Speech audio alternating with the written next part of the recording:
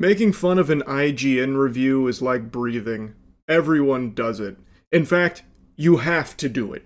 It is a biological necessity. And for good reason. IGN reviews will often just find a way to strike the very core of the human soul and force you to foam at the mouth because of how dumb the review is.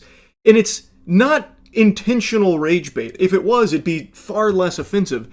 It's accidental rage bait from reviewers that, like, you have to question what the fuck they're on to reach the conclusions they do on certain things. And it's a topic that's been explored a million times for a million different movies, games, TV shows, what have you. And they get clowned on till the cows come home. I know I've shot spitballs at them a ton, but I cannot resist the urge to do it again because this review for Mouse PI for Hire. And it's not the score that's so irksome. The IGN grading scale is so fucking cattywampus it defies conventional wisdom and is an affront to God in and of itself. So it's not even the score that's bothersome. It's the reasons that the reviewer gives for why it's a 6. It's so outrageous it feels almost satirical, except it's done earnestly. It's genuinely fascinating. Like, fascinating in the same sense that if I went to the aquarium and a manatee shit into the glass as I was watching it, I'd be like, ooh, curious, what? You know, one of those things. It's like, why? Like, how did we even get to this point? So, if you subscribe to the gaming channel, Moist Critical Gaming, you've probably already seen that I'm playing the shit out of Mouse PI for Hire. I really like it. I think it's a great game. I'm really enjoying it. Also, you should definitely go subscribe to the gaming channel. I play like a million fucking games a month. But Mouse PI for Hire is a standout so far this year for me. And when I watched the IGN review, I was blown away. So I want to show you some snippets here. What bothers me, however, is how overly referential so much of it is. The world is full of mice, so everything is about cheese. Everything. A bad guy? He's a cheese-legger. These cheese-leggers in on the shrew racket. Run into a lady mouse with a sultry voice? It'll be described as Gorgonzola picante slapped on a mozzarella platter. Everything is a reference to the fact that everyone is a mouse and mice like cheese, and when it's not, instead it'll be a reference to an old cartoon, or the fact that this is a video game. When you jump, just act like you didn't. The voice actors, led by Troy Baker, do an admirable job with what they have, but nothing in Mouseburg is allowed to just be. It has to be a mouse reference, or a literally cheesy one-liner. Cheddar, what's wrong with Gouda? No Gouda if you broke, Jack. Or a reference to something. So basically, he doesn't like that they mention cheese a lot. He doesn't like that it's constantly referencing the fact that they're mice, or that it's a video game, or other cartoons, thinks it's too referential, which I actually think is a valid complaint.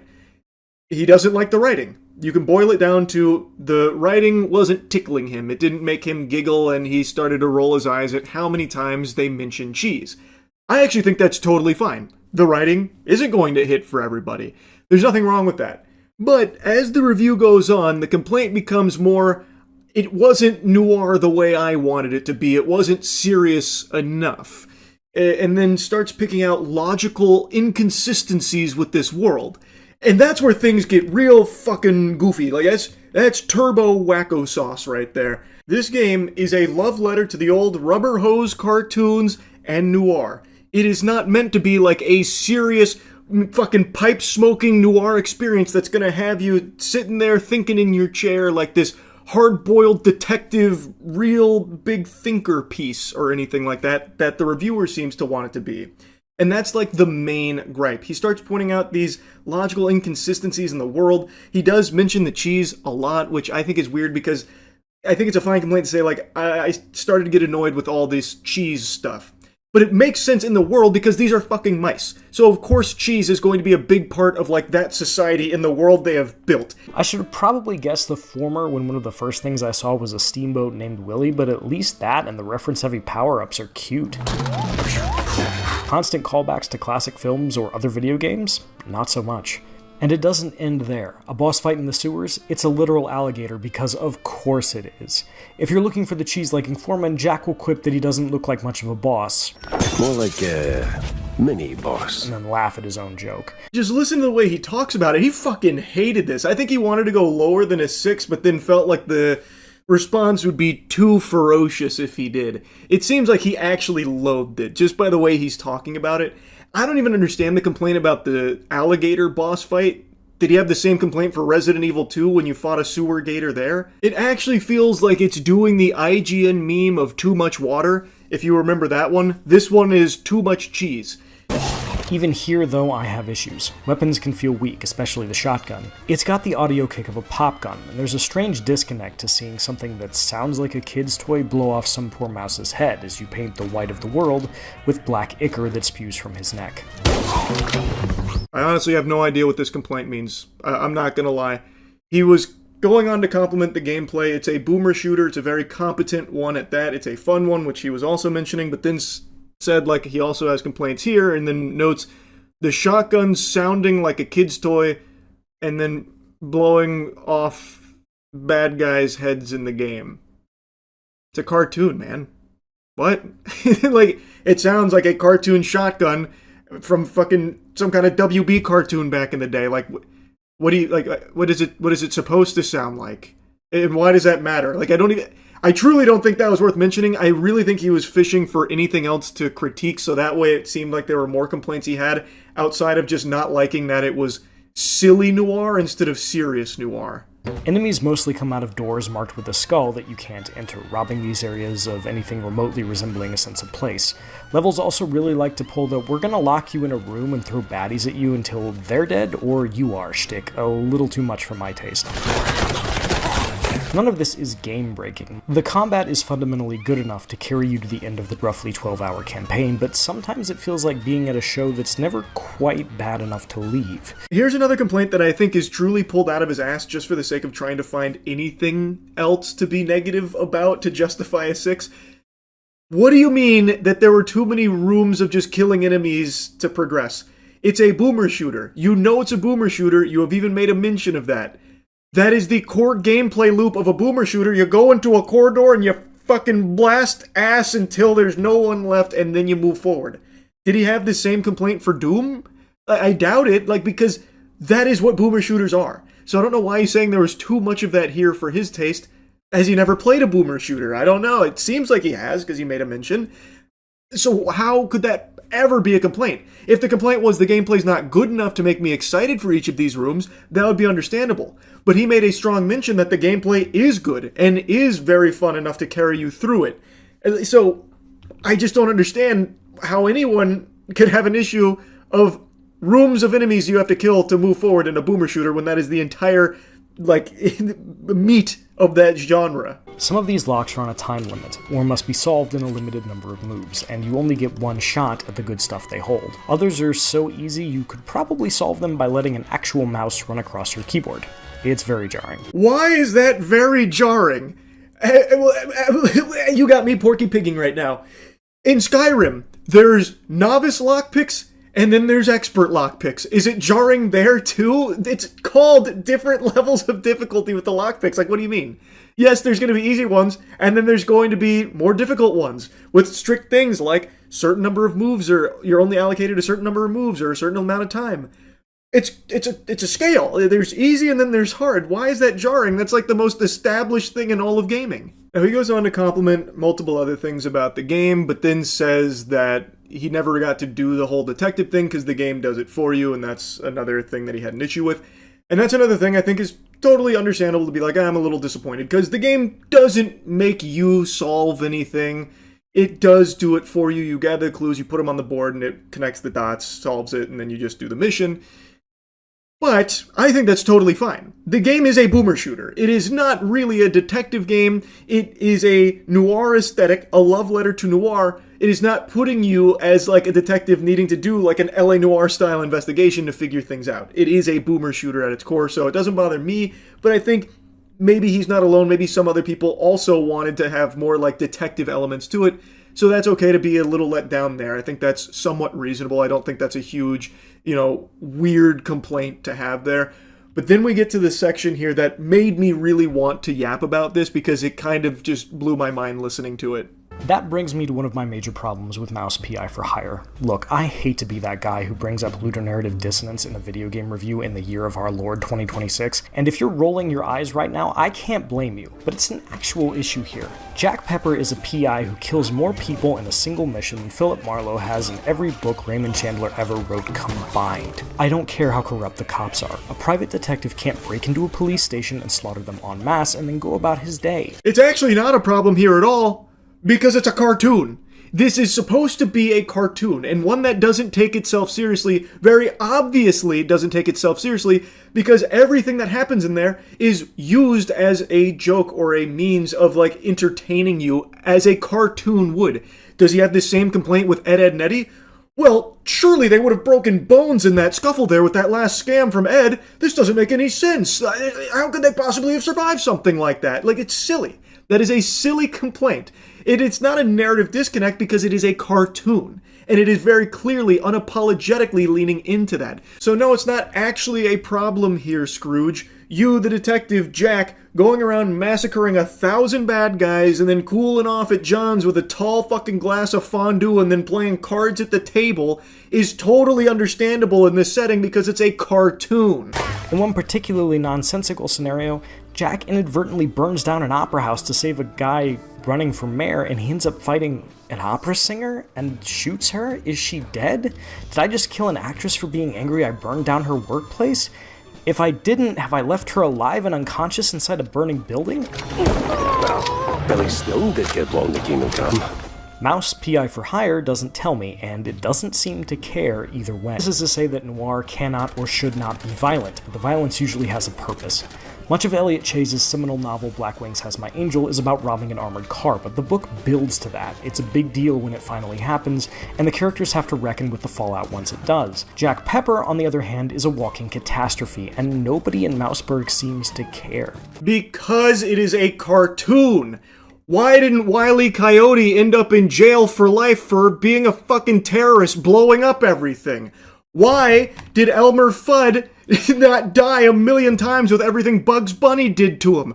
Why does every cartoon character that have an anvil or grand piano fall on their head like Pepe Le Pew not die right there? Why do they come back? Because it's a cartoon, man. And this is not supposed to be a serious noir comparable to the actual noir properties that he's referencing. This is more a cartoon than a noir, and it's using that aesthetic, blending both of them together, and I think it does it extremely well. It's such a weird complaint. Like, I really think this is just so odd. Again, the score isn't even that bothersome to me, because I'm sure people have played this and they're like, it's not really for me. The writing, doesn't make me laugh, and I don't love the shooting, and, it's the same enemies are repeated tons of times. It's not like there's a ton of enemy variety, and it doesn't really challenge you to be switching weapons constantly like other boomer shooters, so, maybe I'd give it a 6. I could understand that, and I'm sure there are people that have that take. That's not the issue. The reason why this review is getting dunked on by a lot of people, and now I'm yapping about it so much, is because the reason that he's giving for it being a 6 is solely because, it seems, he just really wanted to be a serious noir, and the fact that it's silly and plays by cartoon rules instead of noir rules bothered him so much that it knocks it all the way to a 6, despite everything else being good, like all of the actual gameplay, which he makes a mention of. It's just odd. It's so weird. He largely gets to go about his business and is portrayed as a down-on-his-luck everyman PI, like the characters who inspired him, when he is, at best, a mass murderer. Does that make for a more fun video game? Maybe. But it's bad noir and a worse detective tale. There's no maybe there. It does make for a better game when the game is supposed to be entirely revolving around boomer shooter action. That is the main meat here. And no, it doesn't make it a bad detective game because very few people are going to be looking at it through this lens of ruined my immersion in the mouse world here because Jack killed so many bad guys and he didn't go to jail and no one even really seemed to care about all the bad guys that were dying. And then when he was talking to that brain in the jar, it's like brains can't even speak. Like, how does that make sense? It's dumb to even have that complaint, man. It doesn't make it a bad detective story. It is fully sensible in this cartoon world. But Will, you might say, this is a goofy Looney Tunes FPS. Why should I care about any of that? And the answer is because Mouse wants you to. It wants you to believe that this is important. You spend a lot of time talking about these characters, about putting together the clues you need to get to the bottom of what's going on, about Jack's motivation for doing the work. He allegedly needs the money, which both leads him to taking cases and doesn't track when I'm super rich from all the killing. Oh my god, it's like it's the first video game he's ever played. He is now using the fact that you collect currency when you kill the bad guys as a way of saying, now the story doesn't make sense because I'm no longer down on my luck. I got so much money, I'm rich, look at my inventory. Brother, what? And he's dreadfully misunderstood the game if he thinks that it's taking itself seriously. At no point throughout the 10 hours I've spent with it so far have I even had a whiff, the slightest huff of something that's supposed to be taken seriously as like an emotional beat. Because at every step of the way, even during like a big reveal and like a big betrayal of someone that we looked up to, it is used as slapstick comedy when you actually get there and confront them. It is always being silly, because that's what cartoons do. Well, at least the cartoons that this is paying homage to. And like he mentions, it tries to get you invested because you spend a lot of time with them. Yeah, man. That's because that's called a good game that has a lot to do. You get to interact with the characters, you get to talk to them, you get to learn about them, and that's fun. And it's always entertaining camaraderie between them. But that doesn't mean that it needs to be taken to the utmost level of seriousness, like in the noir properties that you're referencing, because that's not what it goes for. And I don't know how he could possibly get that impression when he was playing it. I really don't know. I don't get it. Mouse P.I. for Hire nails the aesthetics of both the 1930s cartoons and the detective stories that inspired it. That's also an amusing boomer shooter that largely feels good as you're playing it. But its haphazard marriage of noir storytelling tropes and shooter gameplay are often at odds with each other in uncomfortable ways that weaken both aspects, and the writing is so busy making references to other things that it's actually painful to sit through at times. This FPS is solid enough if you just want to blast some cartoon mice and not think about it too hard, but once you do, all you'll see are the seams where disparate ideas have been fused together, and no trench coat can hide the stink of that moldy cheese. The only stink here is this review. It is so silly. Again, the score is not the problem. I'm sure there's plenty of people that played this and find it to be like a 6, because maybe they got tired of fighting the same enemies a lot, or like I said, maybe the writing just didn't hit for them either. And his complaint of like, too much cheese, not enough substance, I didn't like the writing, I wasn't laughing, I think is fine.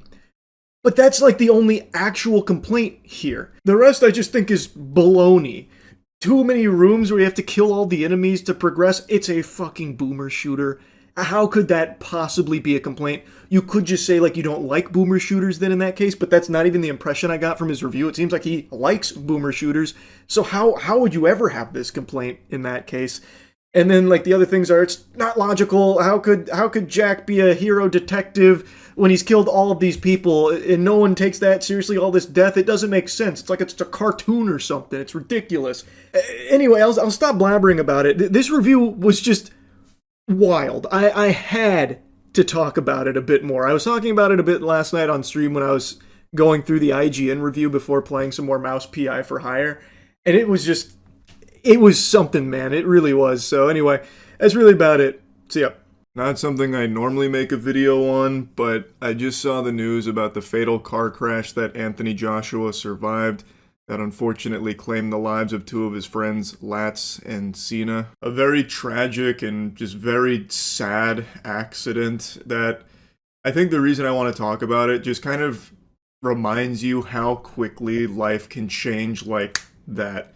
Because it was only like, what, a week ago? 2 weeks ago, maybe? Where Anthony Joshua just made, like $100 million or something like that with the Jake Paul fight. And now he went home to spend time with family in Nigeria. And then just out of nowhere, a freak accident that ends with two of his friends dead and him with injuries as well. Based on the reports, they're not like serious injuries, but even still. The loss of his friends like that has got to be beyond traumatic. There's quite a lot of footage of it because tons of people gathered around. It looked like they were gathering around for like the New Year's Eve ball drop. It was unbelievable the amount of people that crowded the crash and just started filming it, which I know is commonplace everywhere in the world. Anytime anything happens, the first thing people do is start filming. But in one of the longer clips, someone was like actually moving people out of the way that I believe were trying to help Anthony Joshua out of the car so they could get a better angle to film at. It was very disturbing.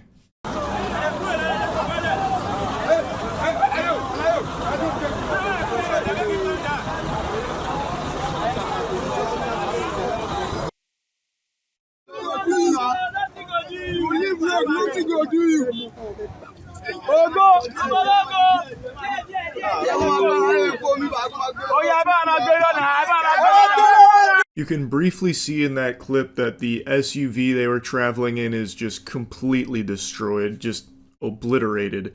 Now, according to officials, what they believe happened is that the SUV was attempting to overtake another vehicle on the road, so they traveled over the speed limit to overtake them, and while doing so, ended up crashing into a stationary truck, which led to the loss of life here. Just a horrible thing. Wishing the best for the families going forward. Anthony Joshua, according to people that have talked to him since this, is like physically okay. The injuries weren't like super severe. He's shaken up, which obviously makes sense.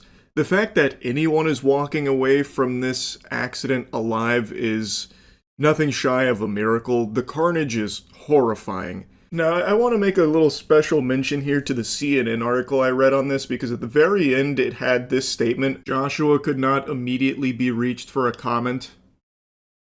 No shit. You just blow in from Stupid Town? Obviously he's not going to immediately be scrambling to give you a statement for your piece. Why would you even bother, like, reaching out or trying to get a statement from him a mere, hour, 2 hours or something after a fatal car accident that claimed the lives of two of his best friends? That's crazy to me. That's just like a lack of humanity. Like, quick, get Joshua on the horn ASAP. We need to hear from him about what he's feeling right now so I can write about it and make money off it real quickly in my piece. What do you mean he doesn't want to talk to us? That doesn't make any sense. Fine, alright, I'll just go ahead and say he couldn't be reached for a comment. How selfish. I understand it's just like standard journalism, but that kind of thing always just rubs me the wrong way in the event of a tragedy where they try and reach out to whoever survived it or something as quickly as they can so they can be the first outlet to have a statement from them.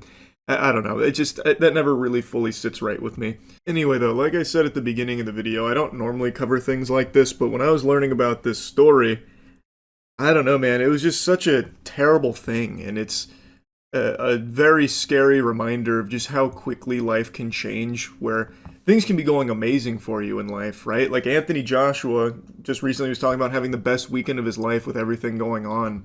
And then just from out of nowhere, at the height of everything going really well, a heartbreaking tragedy can occur. It's just sad and scary. It's just fucking terrifying. You've just got to cherish life every second of it. Every second you spend in this corporeal realm is a gift. And, it's just, you never know what can happen. So I'm wishing the best to the families of Latz and Cena moving forward, and wishing a speedy recovery to Anthony Joshua and the other survivor from this tragedy. And I just kind of wanted to talk about this a little bit because when I was reading about it, man, it was horrifying stuff. So anyway, that's really about it. So yeah. I imagine a lot of you are tired of hearing me whine about insomnia in the intro of some of my videos recently, lamenting my lack of sleep. Well, that's too bad, Buster. And dagnabbit, I haven't slept again, in case you couldn't quite tell. And you know what? I don't feel like turning that light on over there, so you're getting the scary campfire lighting right now that makes me look like a character out of Fear and Hunger.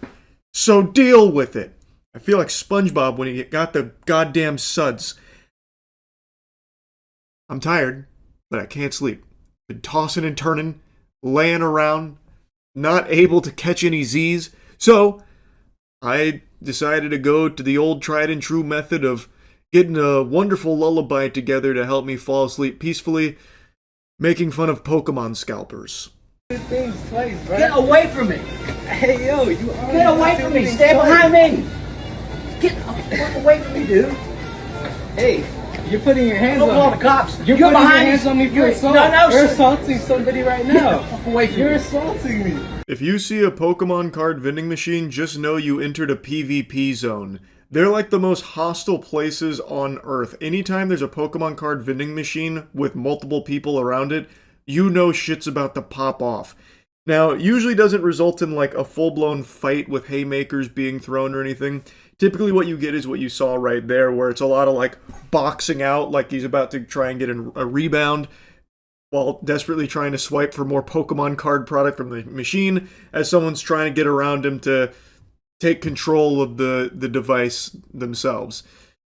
It's a lot of bumping and grinding, but make no mistake, this is only elevating in frequency and aggression And I imagine it won't be long now before we see our first fatality at a Pokemon card vending machine as people fight over these products so they can scalp them online for a $2 profit. You're over here putting your hands on me. Get away from me! Yo! You're over here assaulting me, bro.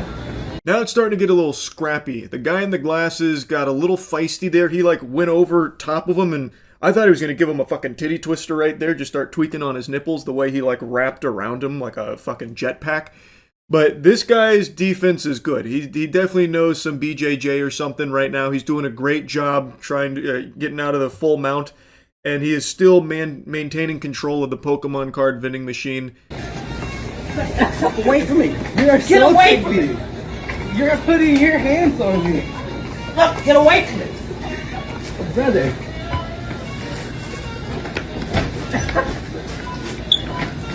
Really funny. An unstoppable object meeting an immovable force. It's inspiring. The guy in the beanie is just refusing to budge. And I gotta tell you, the tactics from the glasses guy are confusing. This technique is clearly not working. He's going for like a, I don't know, like chest bump him out of the vicinity type deal. But the other guy's just, you know, getting him with some shoves. He's hitting him almost like with the E-Honda moves from Street Fighter at times here. Yet this guy does not give up. He still keeps trying to like swoop in there. Now, Pokemon card vending machines have a glitch in them right now that a lot of scalpers are exploiting for their own financial gain, where Pokemon card vending machines have a limit where a customer can't just buy out the whole machine and leave everyone with their fucking dick in their hand. But these fucking worms, these degenerate dweeb dork losers, have found a way around those limits by doing like basically a frame perfect speedrun trick. As I understand it, if they swipe their card while in between screens on the Pokemon card vending machine, they can still add product to their cart even though they're past their purchase limit, even if it says sold out. So that's how a lot of them are glitching the machine. The guy in the yellow beanie here, I don't think is actually trying to glitch it. At least it doesn't seem like it to me, compared to the other videos of people that are blatantly glitching it and proudly talking about how they're glitching it. I don't think he was one of those people. But I think the guy who's desperately trying to get in there probably was. I think he was probably going to do that, and he was upset that he wasn't there first so that way he could take all the inventory. That's my hunch, at least. You're bleeding. You're over here. Oh, you already got stuff, bruh. Let people go. I'm alive! You already got stuff. You better bruh. get away from me! You already got stuff, bruh. It's crazy. Now, of course, it is entirely possible he is attempting to glitch the machine, and that's the reason why this guy is so desperately trying to get in there, because he knows once he, goes fucking turbo mode here with the glitch activated, then he won't be able to get any product for himself. That's also equally possible, but I'm going to show you some footage of someone who did glitch the machine, and it just looks different than how he's doing it. But before that, I want to show you someone trying to glitch the machine the old-fashioned way, the way our forefathers used to scalp Pokemon products and ruin this hobby for children. Get out from behind there now. Okay, I'll get No, now. Okay. He's got the spirit, but he doesn't have the brain power for it. The body is willing, but the mind lacks the neurons to pull off the glitch. So he said, to hell with it. I'm gonna do it my way. So he crawls behind the machine to unplug it, I think in an effort to reset his limits, but then he got stuck. So one of the employees is over there just trying to bargain with him to get the fuck out from behind the machine, but he is firmly lodged in there. I wish I could find a longer video of this, because I have no doubt he probably got filmed by a couple of people, because he is now like a turtle on its shell. Like, he can't get out from the machine. He is now just fucking stuck there.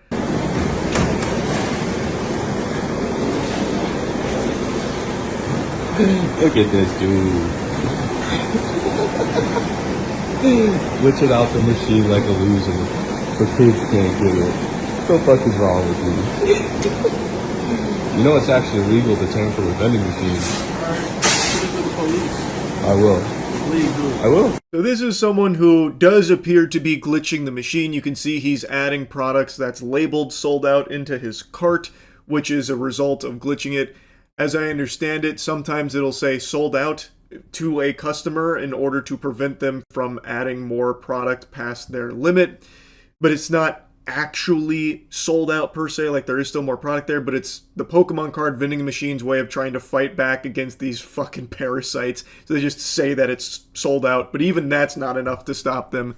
So this guy is apparently glitching it out, and this guy is now just insulting him to his face, and he mentions that tampering with vending machines is illegal, that it's a crime, which I'd never heard of before. And I looked it up, and I guess, yeah, it does seem to be true. I don't know if anyone's going to get arrested for this, but that would be fucking amazing. If the Pokemon company worked with law enforcement to have everyone who's been caught glitching their machines fucking thrown in jail. Can you even imagine? Holy shit. That would actually probably cure my insomnia on the spot if I heard about that happening. That'd be incredible. I feel like anyone would be able to sleep peaceful knowing scalpers are out there miserable. That'd be great. But unfortunately, that's not the case right now. This fucking hobby is truly a cesspool. Like, I know I cover a lot of Pokemon scalper shit and a lot of Pokemon armed robberies that seem to be happening a lot now. And I can't help it. It's just out of control, and I gotta yap about it. This shit is fucking disgusting. Hell yeah. These guys are the guys glitching it, as always. Mm-hmm. Dude, I know who you guys are. You're the Tui boys. I know it. Hell yeah. Hell yeah. It's alright. Just goes to Pokemon Center. They already started one on you guys up north. That's fine. I don't give a fuck. I'm enjoying this Red Bull. You enjoy it. Having a good day. Oh, the way he's nursing that Red Bull there, just sipping it like he's at his first fucking college frat party with a PBR in his hands and unable to figure out how to socialize. So all he does is try and like put his hand in his pocket and drink from the fucking can. Just to try and make it seem like he's not bothered by this, even though he clearly is. So a big thing that's been happening is people glitching the machines, and when people glitch them, they immediately get filmed and shamed, it seems. Even among scalpers, that's apparently a big no-no. So now, all of these losers that are glitching the machines are being filmed by, in a lot of cases, other scalpers who are pointing and laughing at them. So now there's, in the world of Pokemon scalpers, there is people even scalpers look down on. And it's these Pokemon card vending machine glitchers. It's pandemonium out there. There are so many videos of people just going up and insulting individuals or even groups sometimes that are glitching these vending machines. It's a ton. But I don't think I need to show you all of them here. They're popping up every single day, and multiple times a day. So anyway, I just wanted to make fun of some Pokemon scalpers again. That's really about it. So yeah. There are certain subjects I make a lot of content covering.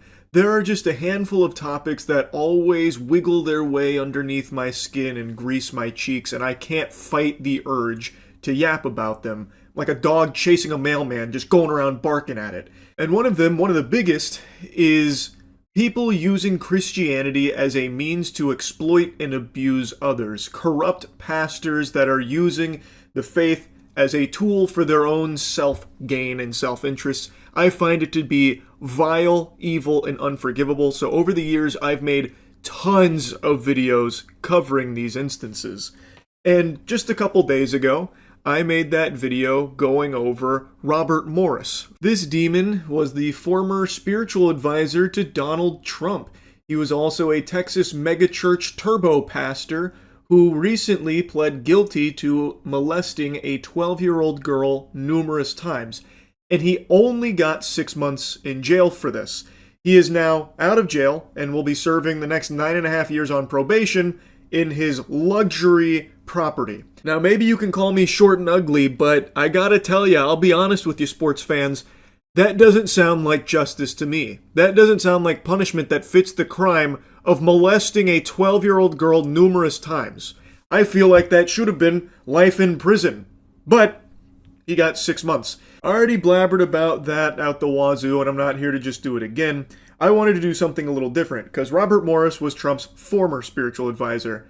I want to show you his current spiritual advisor, because I truly think this administration is normalizing the epidemic of fake Christians that are just using the faith as a tool for their own enrichment. I believe it is full-blown, fucking full frontal, dangling right in your face, obvious blasphemy. It's not subtle, it's unapologetic. I mean, Jiminy Christmas, Trump was hawking and is still actively hawking Trump Bibles. Expensive Bibles for like 60 clams with Trump's name on them and numerous variants of it. They range in price from $60 up to $1,000, and also a little fun tiddlywink of lore here, they're printed in China. So they're made for less than $3 per Bible, yet he jacks the price up to $60 for the lowest plebeian edition of his Bible. But it goes all the way up to $1,000 for the one that has Trump's signature on the inside cover. Like, I just don't know how that's defensible from any real Christians. That is just completely unacceptable. These frauds worship Trump more than God. It's like textbook idolatry with the way they talk about and discuss Trump. Like, Nicki Minaj is a great example. She's a wonderful case study for this. She spent a significant amount of time squatting on top of the orb of confusion and debasing herself publicly, slurping for this administration, and eventually got in their good graces and received a Donald Trump-signed Holy Bible, calling it one of the most meaningful gifts she's ever received. Which is ridiculous, because Nicki Minaj has been very vocal about her faith in recent time. And I feel like anyone who is legitimately very proud of their faith as a Christian would receive a gift like that and be disgusted. There are some Bibles that get signed by like a pastor or someone who is genuinely in the faith and an active community member in Christianity in the local churches. That is something that I am very familiar with. That was something that I had seen when I was going to church, but they weren't sold. They were given to members of the congregation, and it was always just like, enjoy your Bible, or like, I hope I hope this resonates with you, and then signed by the pastor. This is Donald Trump planting his fucking name on top of the Holy Bible, literally going through the word Bible with his signature, making it seem as though he's the most important part of this gift, not the Bible itself. And yet, Nicki Minaj is like, oh my god, it's amazing. Nicki Minaj, by the way, whose husband is a registered sex offender, and her older brother is in the slammer serving 25 to life for sexually assaulting an 11-year-old child. Now, I'm not here just to talk about the Trump Bible. Like I said, I want to focus on his current spiritual advisor, Paula White, because I think she is the perfect example of this phenomenon and is serving to normalize this practice. Wherever I go, God rules. When I walk on White House grounds, God walks on White House grounds. I had every right and authority to declare the White House as holy ground because I was standing there, and where I stand is holy. To say no to President Trump would be saying no to God. And I won't do that. This is a montage that kind of blew up a few months ago. A lot of people have seen this, and it shows some of Paula White Kane's more recent highlights about how she can declare the White House as holy ground because she walked there and God walks with her. And also, she proudly proclaims that saying no to Trump would be like saying no to God, and she's never going to do that. I had the longer section saved, but now that video's taken down, so I can't show you the whole context of that statement, but from what I recall, she was talking about how Trump has basically been chosen by God, so when Trump asked her, to come aboard, saying no to Trump in that position would have been like saying no to God, which she refuses to do. That is an outrageous thing to say. That is genuinely, by all possible definitions and interpretations, blasphemous. To say that kind of statement about saying no to a man is like saying no to God, you are putting that person on this pedestal that they are equal to God. That is like a big no-no in the faith. It's fucking unhinged. And yet, nobody calls her out on that in the administration. All of these supposed Christians have no problem with her saying things like that and acting this way. It's baffling. Well, it's actually not baffling when you stop to realize that none of them actually care about Christianity. They are using it. To them, it is nothing more than a tool to be utilized to get people latched onto their bosom. Because if they can convince people that what they're doing is righteous and chosen by God, then people would be afraid to go against it, thinking that they have to fall in line, otherwise they've deviated from the path of the Lord. That's their whole tactic. That is the playbook that they're using. It is sickening. And it's working for them. It's working extremely well for them. Like just yesterday, Paula White had this to say about President Trump and his experience and how similar it is to our Lord and Savior. But the truth of it is you are here because of God and because of you. And I just wanted to share this thought and pray over President Trump. Jesus taught us so many lessons through his death, burial, and resurrection. He showed us great leadership. Great transformation requires great sacrifice. And Mr. President, no one has paid the price like you have paid the price. It almost cost you your life. You were betrayed and arrested and falsely accused. It's a familiar pattern that our Lord and Savior showed us. But it didn't end there for him, and it didn't end there for you. God always had a plan. On the third day, he rose, he defeated evil, he conquered death, hell, and the grave. And because he rose, we all know that we can rise. And sir, because of his resurrection, you rose up. Because he was victorious, you were victorious. And I believe that the Lord said to tell you this. Because of his victory, you will be victorious in all you put your hand to. Comparing Trump's journey to that of Jesus Christ. Wow. Powerful stuff, Paula. You know, when you put it that way, and I really stopped to marinate and stew, giving it a lot of thought, I actually think that my life's journey is pretty similar to that of Master Chief's. Huh. Isn't that some shit? Now, I know I've mentioned this a couple times in the past when covering people like Paula. I am not as spiritual as I used to be. Growing up, I was very, very religious. As I said, I got baptized twice because I was concerned that God may have been AFK for the first one, and I wanted to make sure that, he had front row seats and popcorn ready for the second one, just in case. So I came in there with the round 2 for the Jumbotron. It was a huge part of my life. And even though I'm not as spiritual now as I was then, I still care deeply for it. And seeing that this is becoming so common now is just gross. It's so fucking abhorrent. Paula White Cain is a televangelist demon. Her whole career is built off of begging for money from her followers, and she still actively does that while being the spiritual advisor to Donald Trump. In fact, her 2026 Unleashed conference, she had this wonderful moment. Because I'm telling you, there's an anointing of release right now. I want $100,000 to come in. I want $100,000. There are 10 people that could give $10,000. There's 100 people that could give $1,000. How selfless, how noble. She wants $100,000. Fork it over, cough it up, guys. Where's the $100,000? I know I said that she begs for money, but it's actually more accurate to say that she demands money. And she tries to present it as though if you don't give money to her, you are doing a disservice in the eyes of the Lord. This is a common tactic used by televangelists that have done this for many, many moons now, but very few of them have the same kind of power and influence that Paula White Cain does. One notable person that I'm sure a lot of you have heard of, and someone that I've made a couple videos on, is Kenneth Copeland. He is the guy who's very open about how important it is that he has his private jet. So keep giving him money. He's the pastor and the Lord needs him to have a private jet, so give him money. Paula White Cain is cut from that same cloth. She is still actively doing this and demanding money from people in her church, and it is just disgusting. Get a check, make it payable to Paula White Ministry. There are people that are watching right now. If you say, I don't have it, give $100. Bring up a sacrificial seed. This isn't for me. This is about kids that will die without you being obedient. This is about kids who are going to be minstrels and instruments and warriors and mighty for God. This is about kids who are going to make a difference. I'm not going to take everybody's blessing. Come on.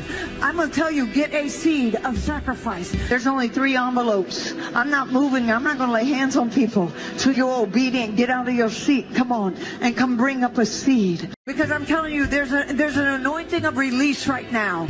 I want $100,000. She says verbatim that there are kids that will die without you being obedient and giving her money. Oh no, the money is not about me, it's about these kids. We need the $100,000 now. If you can't afford that, the $1,000, then give $100. You gotta give something. If you don't give something, you're a bad person for it. You don't want to be a bad person, do you? Well, come give Paula White Cain some money. It is something that she has done her whole life. And I believe that when you honor God on Passover, starting on April 12th at sundown through Good Friday on the 18th and concluding on Easter Sunday, you can receive these 7 supernatural blessings for you and your house. According to Exodus 23, God will assign an angel to you. He'll be an enemy to your enemies. He'll give you prosperity. He'll take sickness away from you. He will give you long life. He'll bring increase in inheritance, and he'll give a special year of blessing. You're not doing this to get something, but you're doing it in honor to God, realizing what you can receive. For your special Passover offering of $1,000 or more as the Holy Spirit leads, you will also receive the beautiful 10-inch Waterford Crystal Cross. Don't miss your moment to release 7 supernatural blessings and provision into your life. That's right, you heard it here first. God can take your sickness away, but only if you send $1,000 to Paula White Cain first. Paula will get God on the horn and ensure that you receive these 7 blessings, but it's going to require $1,000, which is chump change compared to what you'll receive for it. It's transactional, so donate $1,000 to Paula White and receive these 7 blessings to save your life and increase your life, and also get this specialty cross. I'm confident that the people that followed Paula and Trump, and when they talk about how he's like Jesus and saying no to Trump is like saying no to God, I'm very certain these individuals have never read the Bible at all. Probably have never opened the Bible, and they just bite on to their words and accept them as truth, and that Paula and Trump are infallible because they are chosen by God.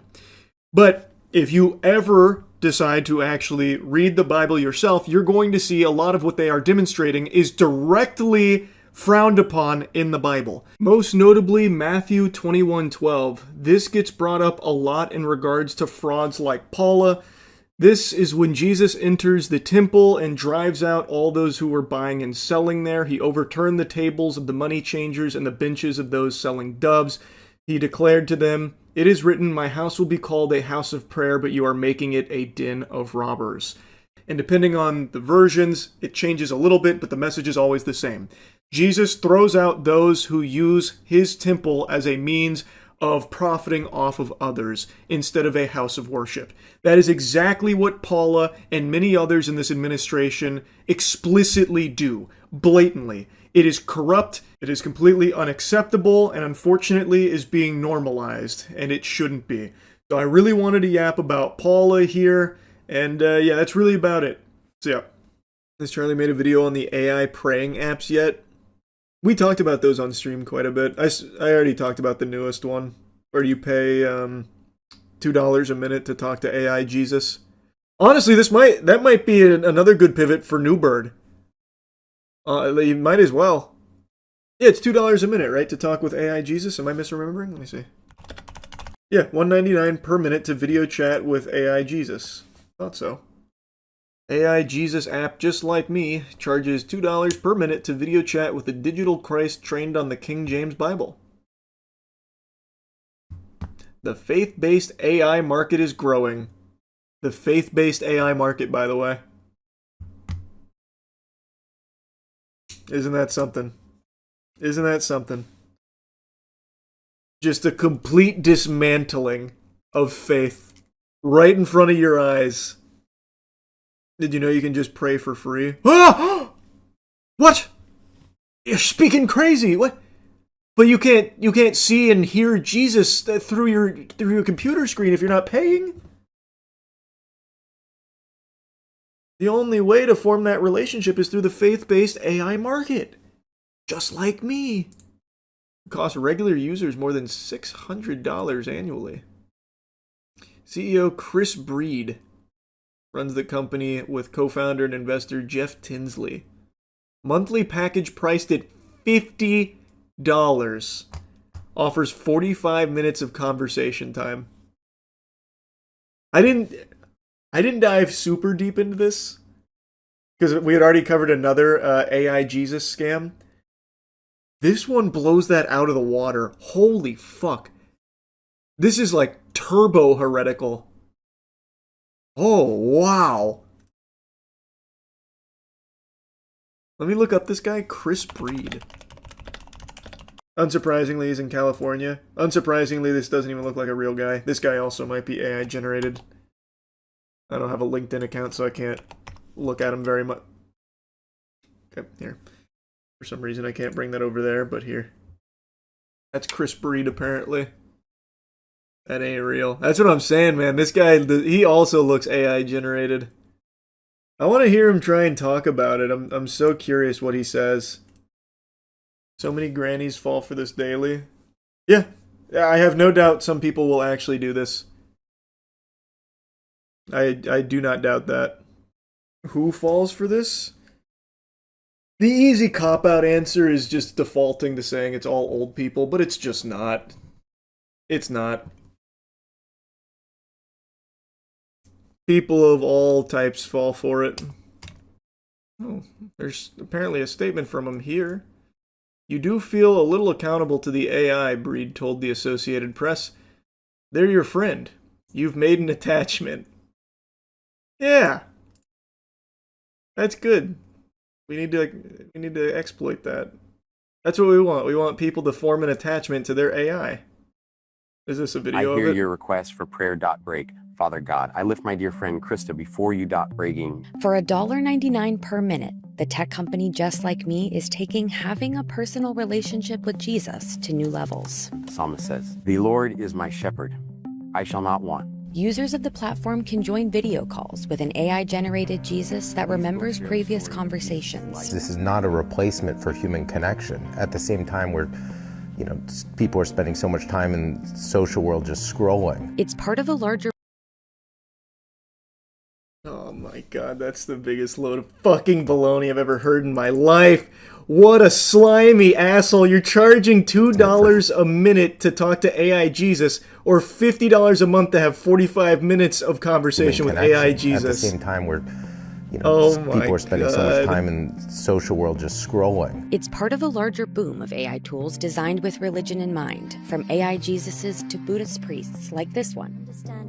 Emmy is supposed to be a Zen friend, someone who helps human beings in their Zen practice. I tried Just Like Me's AI Jesus, first asking it a simple question. How many books of the Bible are in the New Testament? The New Testament contains 27 books. Then I made it a little more complicated. Is AI going to take our jobs? The scriptures remind us that every skill is a gift from God. He calls us to be faithful stewards of those gifts. Seek wisdom and prayer as you navigate. This cost her like $50, by the way. But when I asked it to pray for me, things didn't go quite as smoothly. May you give her peace that passes all understanding. Break. Guide her steps with your loving light. Break. Deep breath. May she feel hope surrounding her. Breaks. May the Holy Spirit. Yes, I can feel it. Her mind now. Brace. Break. But for some of these apps, there's been more than a few glitches. So there's been issues already. Speaking in tongues. That's what that is. Not issues. Jesus GPTs, but other versions as well, where they give misinformation and disinformation out. There's been concerns about data privacy. Incredible. Incredible. Amazing. That's Paula White Kane rates. Oh, I bet Paula's pissed that she didn't think of it first. Isn't this the most blasphemous shit possible? It's up there. It is definitely up there. I also like how Chris Breed didn't bother to show his face in that. He had to bring out dumbass Jeff Tinsley. Oh, it's not like a replacement. It's just you pay us and we'll have AI Jesus talk with you. When Associated Press asked the AI about the relationship between artificial intelligence and religion, Digital Jesus said it views AI as a tool that can help people explore scripture like a lamp that lights a path while we walk with God. So why does that tool cost a ton of money? That, again, just that doesn't track with what's in the scripture. Graham Martin, a podcast host and atheist who's tested similar religious AI apps, said he grew concerned when one platform's AI Jesus prompted him to upgrade to a premium subscription. Listen, sorry, I love you, like you're my children, whatever, but you're a brokey. So if you want to keep yapping with me, you want to keep blabbering, you're going to have to upgrade to that premium subscription. You feel me, Squirt? You get me? Okay. Prayer's over. Peace be with you. Crazy shit, man. Actually crazy. I love you, my son. Please put more money in the slot. This breaks character, hey, bro. You gotta upgrade to get into heaven. Unironically, that's where it's going. Like, you're making a joke, but that's 1000% what it wants to do. Even Chris Breed is kind of open about it. They're your friend, you've made an attachment. What he wants is people to get attached to AI Jesus and eventually believe that they need to converse with AI Jesus. They need to confess to AI Jesus. Thus, they're paying and paying and paying. And if they want to, get into heaven, they have to keep paying AI Jesus. And if they stop, well, they've forsaken Jesus. That's absolutely what he's preying on.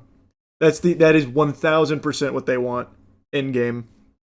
The 11th commandment, buy premium. Yeah. Wild thing is, it's not even a good AI chatbot, just using bottom of the barrel. It's true. It's fucking terrible at the one thing it's supposed to do. Your request for prayer.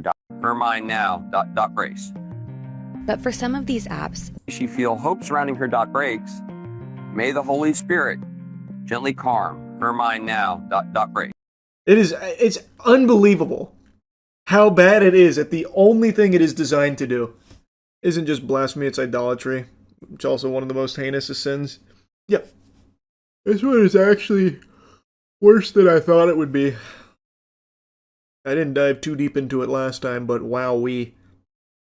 That is disgusting. That is disgusting. The Bible is free. Not if you want the real Bible, the one with Trump's signature on it, bro. Bible is free. Get out of here.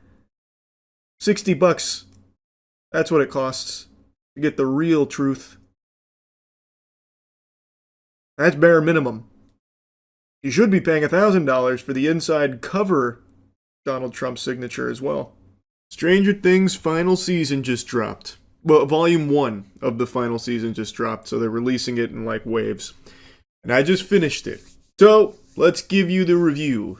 Does the 9 years, the nearly a decade of build-up start to pay off here? The question on everyone's mind. 5 seasons in 10 years. One of the biggest criticisms around this show isn't even really the quality of the show.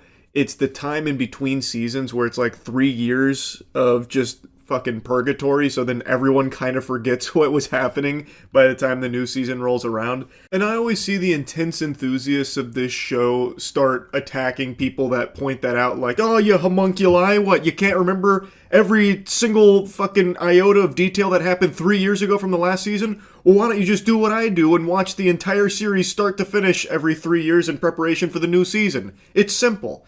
And I just think that's a really weak argument. I think it's a very valid, legit criticism to say, like, a lot of time passes that it loses a lot of its hype. So much time has passed that the actors started as children and are now full-fledged adults. Millie Bobby Brown even has a child of her own, and they're still playing these same characters that are supposed to be kids. It is unusual how much time passes between new seasons, and it's preposterous to expect everyone to do fucking homework and rewatch the series every couple of years so that way they can be caught up with what's going on so they don't feel fucking lost with the new season. Anyway, though, I think it's a real complaint. That's the whole point I'm making. But the final season, Volume 1, is here. But real quick, before diving into the spaghetti and meatballs of this review, I want to let you know Starforge Black Friday sale is live right now. It is fucking huge. Up to $1,000 off of everything, so you can go there and check it out if you're looking for a better PC. It's got the best PCs in the universe. You can click the link below. So overall, my thoughts on Stranger Things Season 5, Volume 1 are that it's fine. It's a little bit of a letdown. Like, there are more things I didn't like about it than things I liked. There were definitely still things I enjoyed about it, but there were so many things in here that I thought were just kind of underwhelming and even went against some of the, like, really good things Stranger Things had done in previous seasons. I'm going to be getting into spoilers, so this is your full warning here. I'm not going to spoil, like, everything with the first 4 episodes, but there are some things I want to talk about that I just think showcase that they were really trying to just get through it. there are just a lot of moments in here where it feels rushed. And I think there's no better example of that than the military themselves here. They, right now, lack any real clear motive for what they're doing. Like, we don't understand why the military is carrying out plans the way they are, other than just, we're the bad guys. That's as deep as it goes right now, and I'm sure that'll be fleshed out more in the next in the next volume of the final season. But right now, they're just literally flat, one-dimensional antagonist, military bad. And they put that fist up your ass, letting you know you should not be rooting for the military at all. So, like, they start taking kids from Hawkins to bring them to their barracks to try and protect them, but what they're actually doing is using the kids as bait. Which one character's like, well, this is kind of fucked up, and she says, well, get over it, rub some dirt in it, pussy. Dr. K, that's like the new main military bad guy. And then, like, as the kids are there, the military's like really mean to them. Like, one of the officers even like just slaps one of the kids when he like speaks up and says something rude. Military guy's just like, poof. It's like, okay, so military bad, I get it. But what I don't get is like the response to everyone else in Hawkins about the military. So like they have Hawkins quarantined basically, like they're prisoners, they can't leave Hawkins. And everyone's totally fine with that. They're like, oh yeah, no, just fucking normal day paradise here. So much so that when they start taking their kids, the families don't put up any kind of stink about it. They don't like fight back or anything at all. They literally go door to door and just say, we need your child. And the parents are like, okay, we'll take them. Do you want all of them? Like, I have more children. Do you want to take all of them or just this one? And it's like, what the fuck? Really? All the parents are going to be okay with the military just taking their kids to their undisclosed location that is inaccessible to the parents? It's really fucking weird. Maybe like the entirety of Hawkins has been hit by a stupid beam.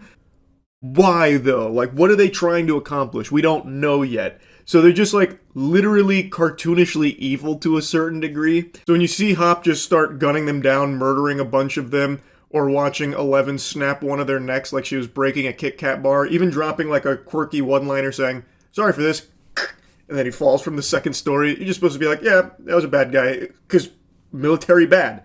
We don't know what they're even trying to do yet, though. So they just feel like such a lame villain, and they're actually fucking incompetent too, by the way.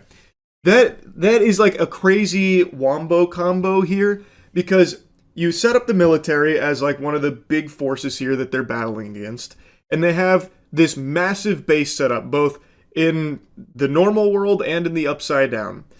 And in both of these cases, they are extensively researching, studying, and mastering their understanding of the Upside Down and the creatures that reside there, like the Demogorgon and stuff.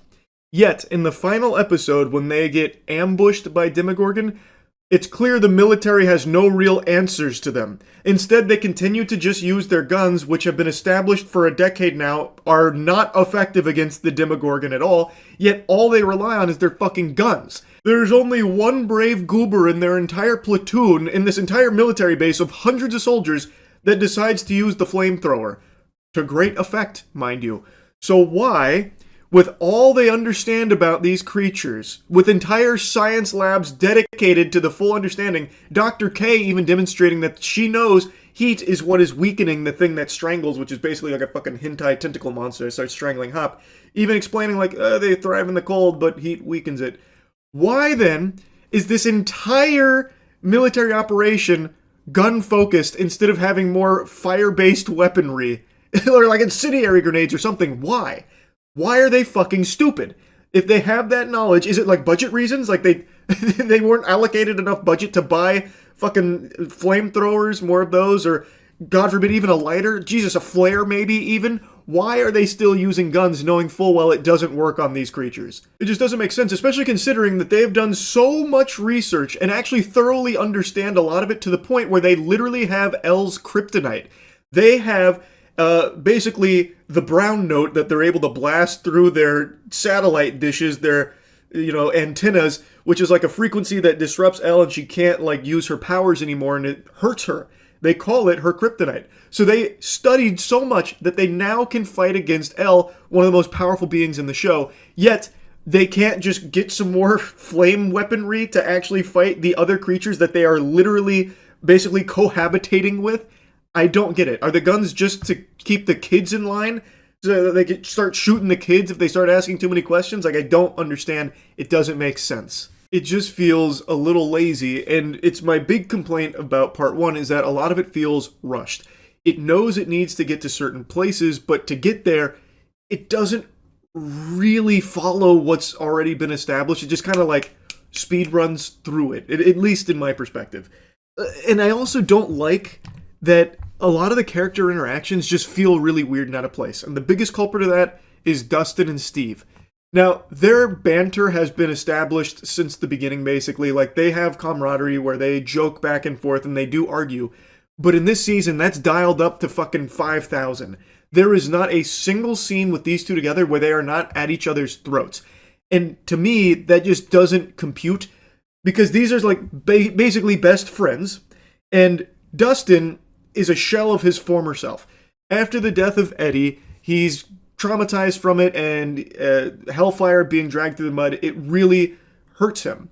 So his big character arc here is he's trying to basically stick it to the bullies by staying true to himself, like Hellfire's the greatest, Eddie's the GOAT, and for that he keeps getting his ass kicked, and it actually starts to deteriorate his friendships with Steve and the rest of the gang.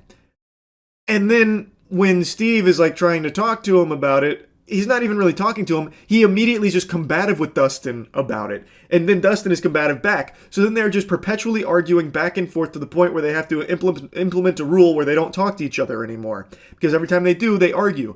And when they break that rule, they're just arguing again. It's really annoying.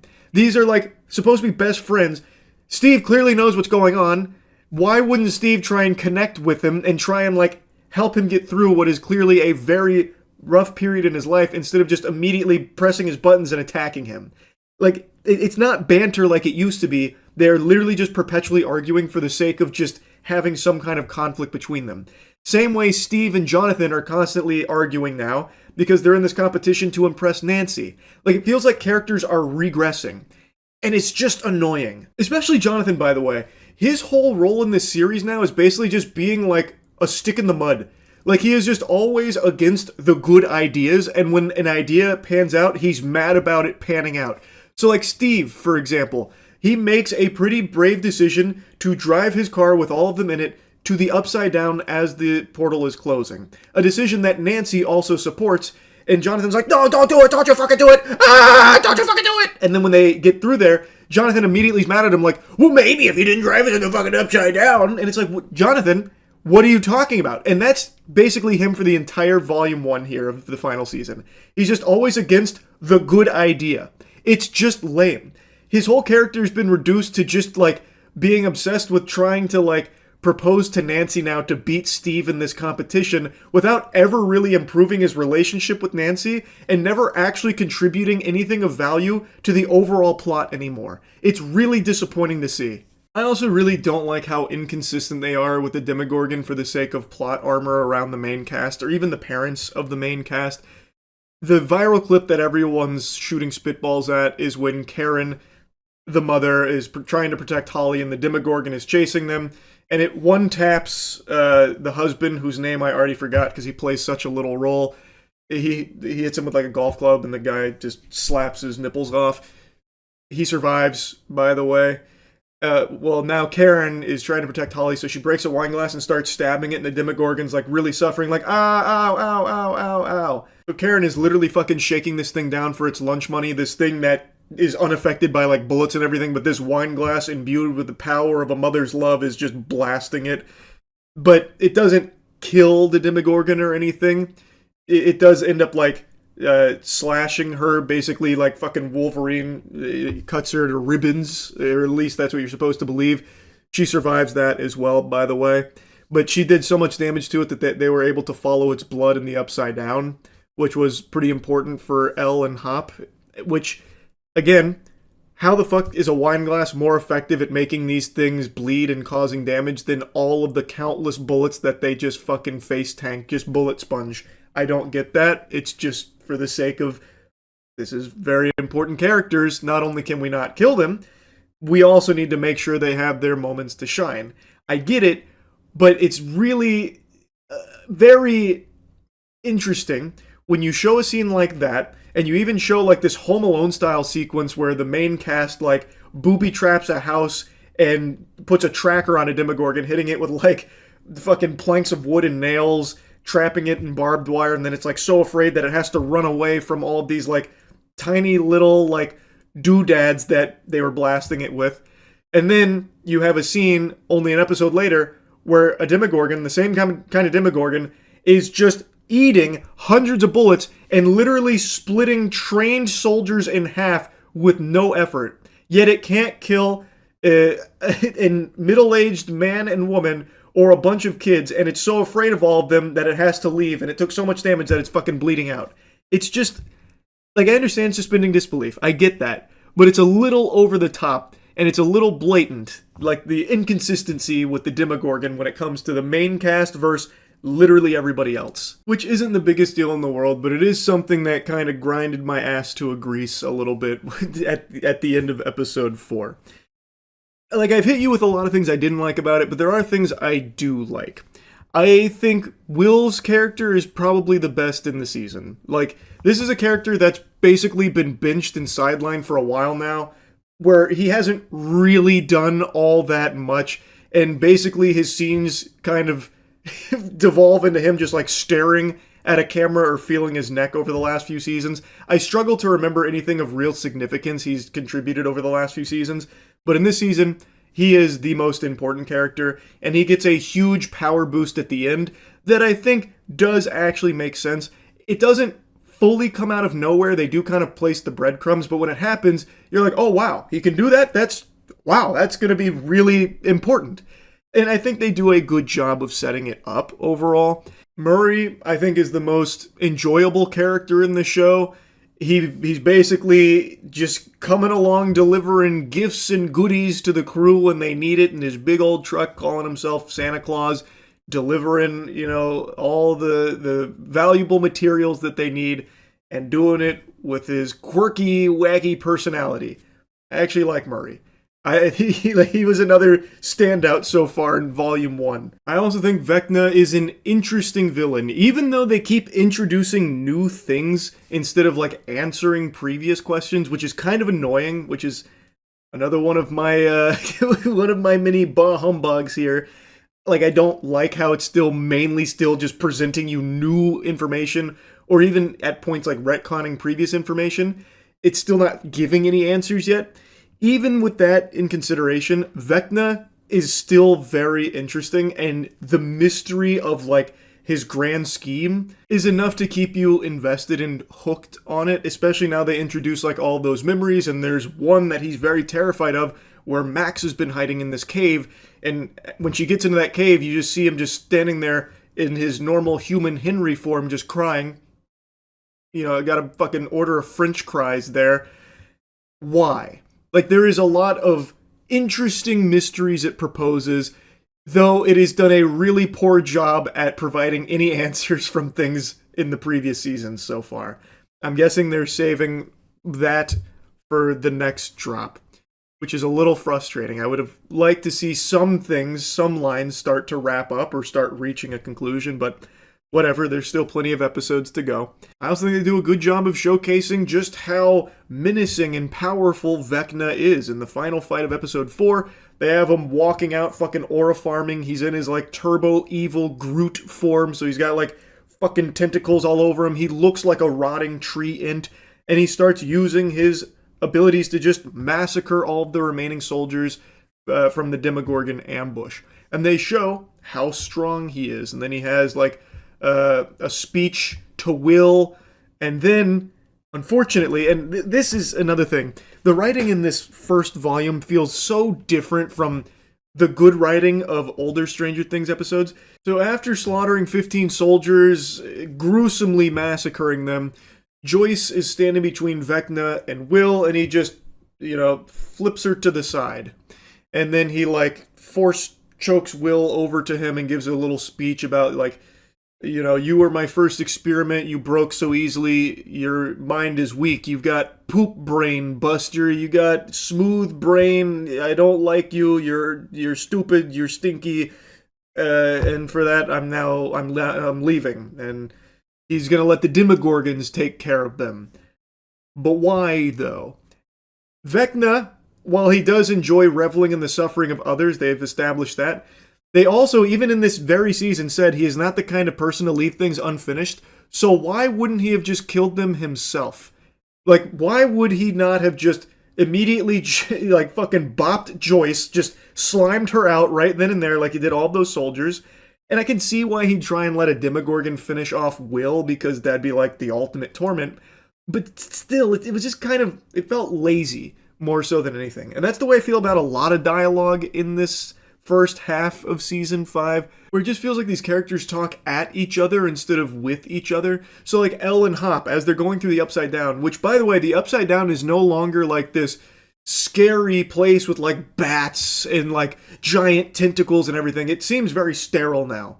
Like, you can make an argument that maybe the military went through and cleared it all out, and they've also been so experienced with it that now it's just no longer a big threat, which I think takes a lot of wind out of the sails of the Upside Down, which was once like the worst place imaginable, basically hell. Here, it's fundamentally just like a blue light filter area with a little red lightning, and there's nothing else to it. Like, there's no like sense of dread or looming terror in the Upside Down. It's basically empty now. Like, the only people left are the fucking military and like the Demogorgon once or twice. Outside of that, it's just completely vacant. Like, that place Squidward went to be all alone. So like, when Elle and Hop are traversing it, they're not even worried. Like, they're just casually strolling through the Upside Down. When Steve, Dustin, Jonathan, and Nancy get into the Upside Down, they're not worried either. They're treating it like a joke that they're now in the Upside Down, and they're just more annoyed that Steve crashed his car. So like, the Upside Down is no longer like a scary thing. But what I was getting at with the dialogue, while Elle and Hop are going through the Upside Down, like, they bicker and then immediately make up, only to bicker again during like their making up, and then bicker again. Like, the line punk ass was used like 15 times in a single scene, where Hop is like injured and she's being stubborn. He's like, "Hey, you're such a stubborn punk ass." And then she's like, "Oh, you mean like a stubborn punk ass?" And he's like, "Oh, you heard stubborn punk ass? Yeah, well, I guess I'm a stubborn punk ass too." It's like, okay, come on. You don't need to wear the word out so much. Like, they really hammer that word in there. And that's a lot of their dialogue. It just feels really stiff. But now I want to mention something else that I think is probably a hot take, with something I liked from this volume 1.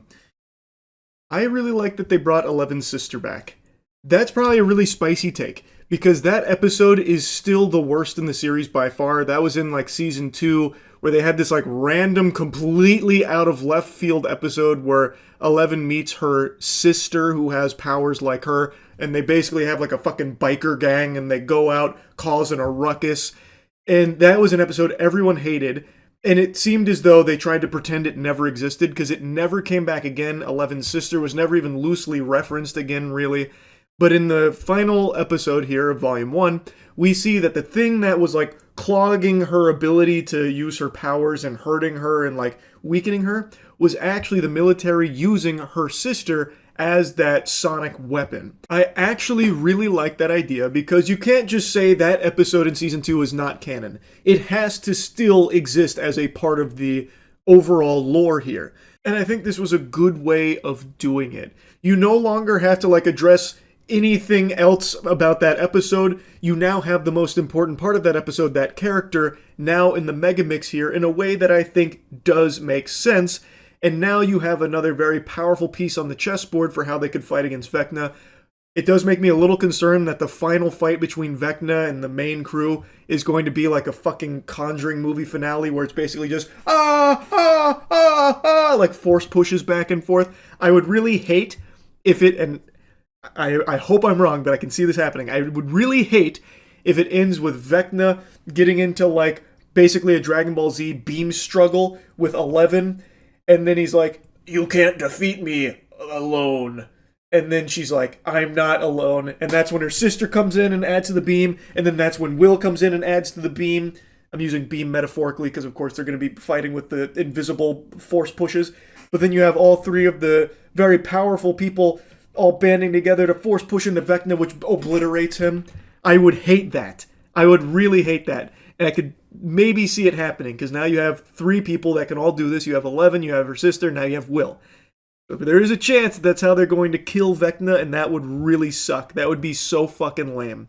But hopefully I'm wrong. For now, I do like how they brought Eleven's sister into the fold. I think it was well executed, and I'm very curious to see where it goes with that character now. Anyway, I've been yapping about this one for a while, but this is a season 9 years in the making here. And I don't think it was the greatest Volume 1. I don't think it was bad. Like, I think there were definitely good moments, but instead of providing, like, answers, it is still giving you more questions and expanding upon previous questions. And it's really starting to feel like it's dragging, even though it also feels like it's rushing through certain things. It's just, I don't know, it's just in an odd spot. I'm really hopeful that the next volume, like, I do think this will still... like, it still has the potential for a good ending, so I'm still looking forward to how it wraps up. It's just, I didn't love this first batch of 4. It was fine. That's really about it. See ya. Happy New Year, 2025 going to the rear view as we go headstrong into 2026 with a smile on our face.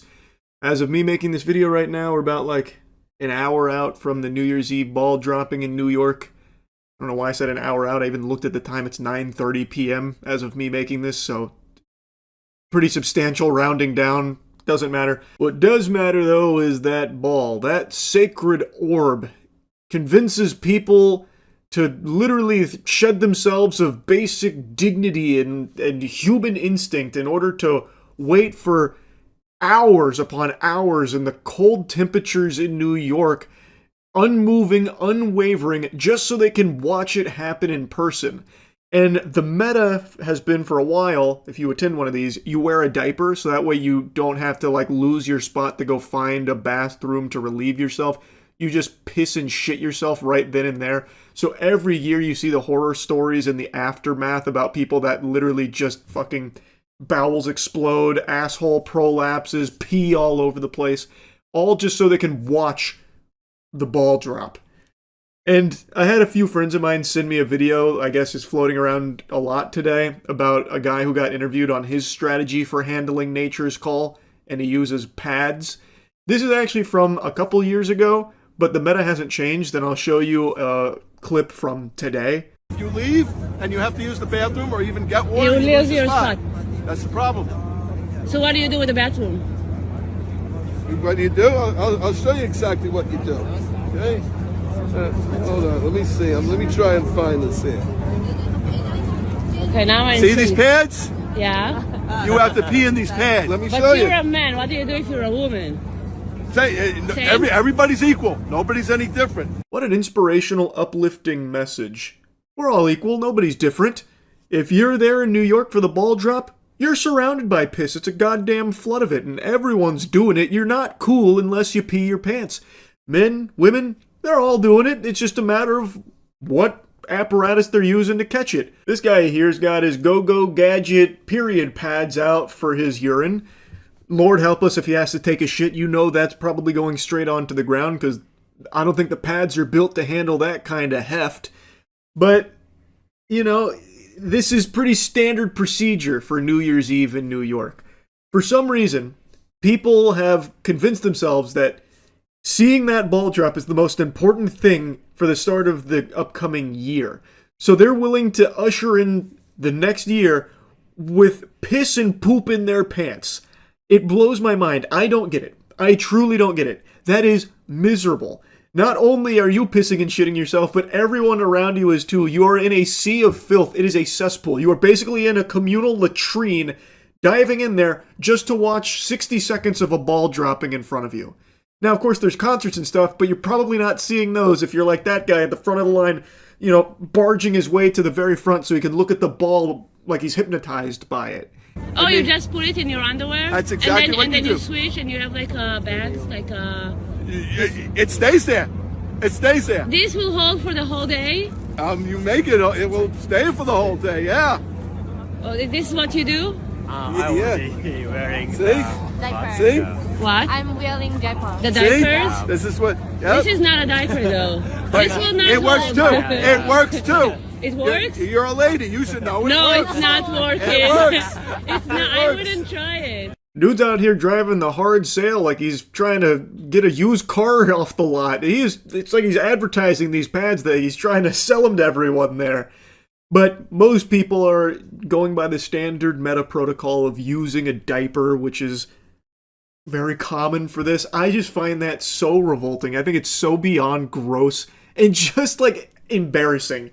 I can't imagine a worse way of starting a year, quite like being surrounded by piss and shit while also sporting my own underpants full of piss and shit. And even, let's say, in a fantasy scenario, ideal circumstances, no bubble guts, you've been fasting for 48 hours prepping for this, you haven't drank a sip of liquid for the last 24, so you are able to go through this entire thing, this wait, as well as watching the ball drop, without soiling yourself at all. It's still terrible because everyone around you has. The guy next to you's probably got mud pies in his britches. Person in front of you probably stinking up the place with the fumes from the lemonade they're cooking up in their trousers. Like, it's terrible. I'd be starting the new year in the worst possible mood, putting myself through that torture. I do not get it. I never have. I never will. And like I said, that's a couple years old. You can see in the background, it's talking about bringing in a great 2024. But nothing's changed. This is still very normal for New Year's Eve, it seems. So here's a clip from today. Are you coming prepared by most people wearing diapers here? Yeah, I wear a diaper. I'm wearing a diaper now. Okay, do you have extra just in case anybody needs one? Yes, I got this. A diaper. Awesome. So you're able to bless somebody if they did not wear one? I bless them not peeing, especially in front of me, you know. Awesome. Well, thank you for coming out, guys. Hope you guys have a great New Year. Can I get you guys to say Happy New Year? I gotta tell you, no one is happier about New Year's Eve celebrations than Depends. The executives at the top of the food chain of that company must just be the happiest people on the planet every time New Year's Eve rolls around. Sales skyrocket. But anyway, I mean, if people enjoy it, all power to them, I suppose. I don't personally understand it, but if you're out there right now, piss, poop all over the place, waiting for that ball to drop, Godspeed to you. I hope it's a cherished memory going forward. Hopefully it'll kick off your 2026 in the best possible way. For me personally, I think it's a lot more convenient just to hang around friends and family to start the year off right, being around people you know and love that aren't soiling themselves around you, attacking your senses with their waste fumes. But anyway, 2026, right around the corner. That's about it. So yeah. Last night was the Game Awards, and there was a stat that chat was regurgitating that I didn't believe. I thought it was so outlandish they must have escaped from a mental institution and were spewing a bunch of mumbo-jumbo until I checked and verified the authenticity. The claim was that last year's Game Awards had higher viewership than the Super Bowl. And I said, well, that's a bunch of fiddlesticks, no way.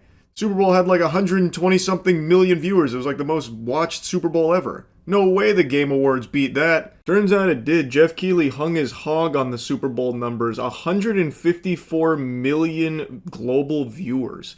Now, Super Bowl is an event that mainly only Americans care about. I get that. Game Awards is international. But even still, those numbers blew my fucking mind. Blew my ass out. So, it is like a super big deal. And I watch the Game Awards every year, but had no idea it was this big. And now that I have this knowledge locked away in the old steel trap up here, it makes the Game Awards final reveal from last night even more odd, just peculiar. Because it is a blunder. That is the most important final reveal.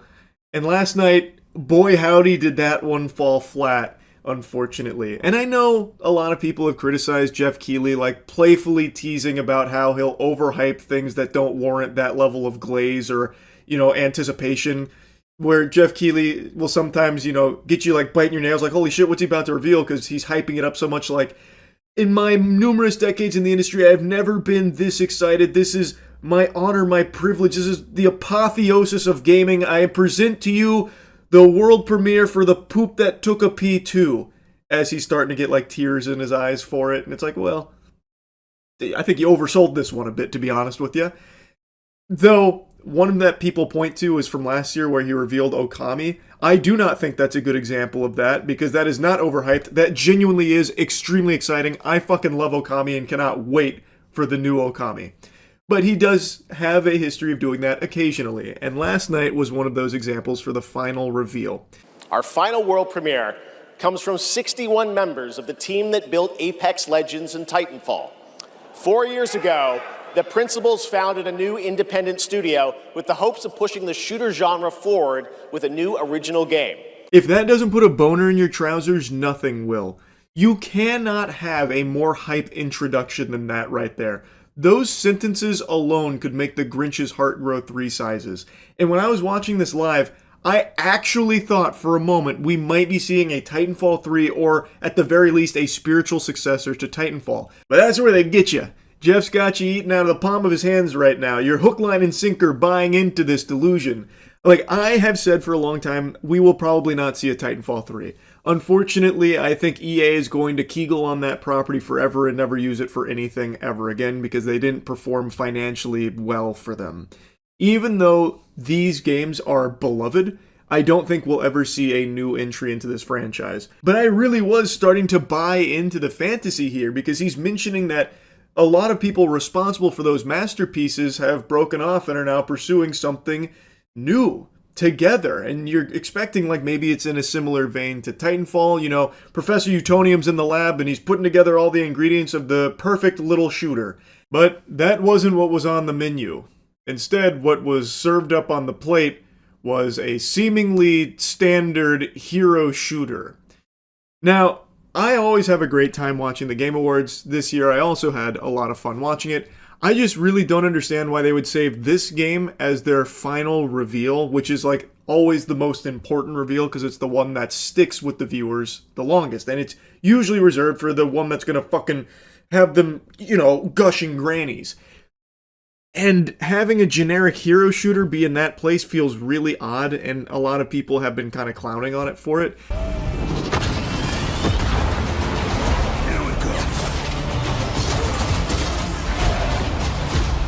Bringing the heat.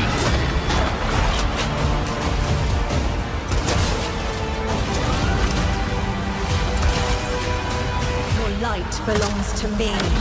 Forming.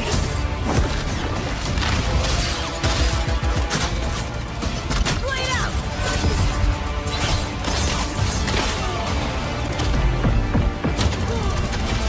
Siege tower coming in. It's not the most exciting looking game. It's not going to put you on the edge of your seat there. And it does give me a similar vibe to Concord when that was revealed, unfortunately. And a lot of people have taken to calling this Concord 2. Even though the game's not out or anything yet, it does kind of have a lot of similar DNA to it from the look of the gameplay here. And it just feels like a game that shouldn't have been saved for last as like the big hoorah. This should have just been a game that they show somewhere in the middle or towards the beginning where it's like, hey, this game's also right around the corner if you want another hero shooter. Like if you're really salivating for more hero shooter action, here comes High Guard. Like that makes sense. It just doesn't really compute why they would have this be the final reveal. I think what would have fit here best actually was the Star Wars KOTOR game. They have a new KOTOR coming out called Fate of the Old Republic, and that was extremely hype. I think if they had saved Fate of the Old Republic for the final reveal, that would have been a big pop-off moment. Because that is something that a ton of people, myself included, cannot wait for. And now I need to go back and replay KOTOR 1 and 2, because it is so cool. That is something people have really wanted. Whereas with High Guard, I feel like there's more people asking for the common cold than more hero shooters. And especially from such a talented team that have put together games like Titanfall, you would hope that they'd spread their wings a bit more than just like a hero shooter game. So it's just one of those things that is underwhelming for a final game reveal. Anyway though, I had a great time watching the Game Awards. As I do every year, it's become a tradition, and I always think Jeff Keighley and his team put on a really impressive and really entertaining show, and I really appreciate all the hard work that goes into it.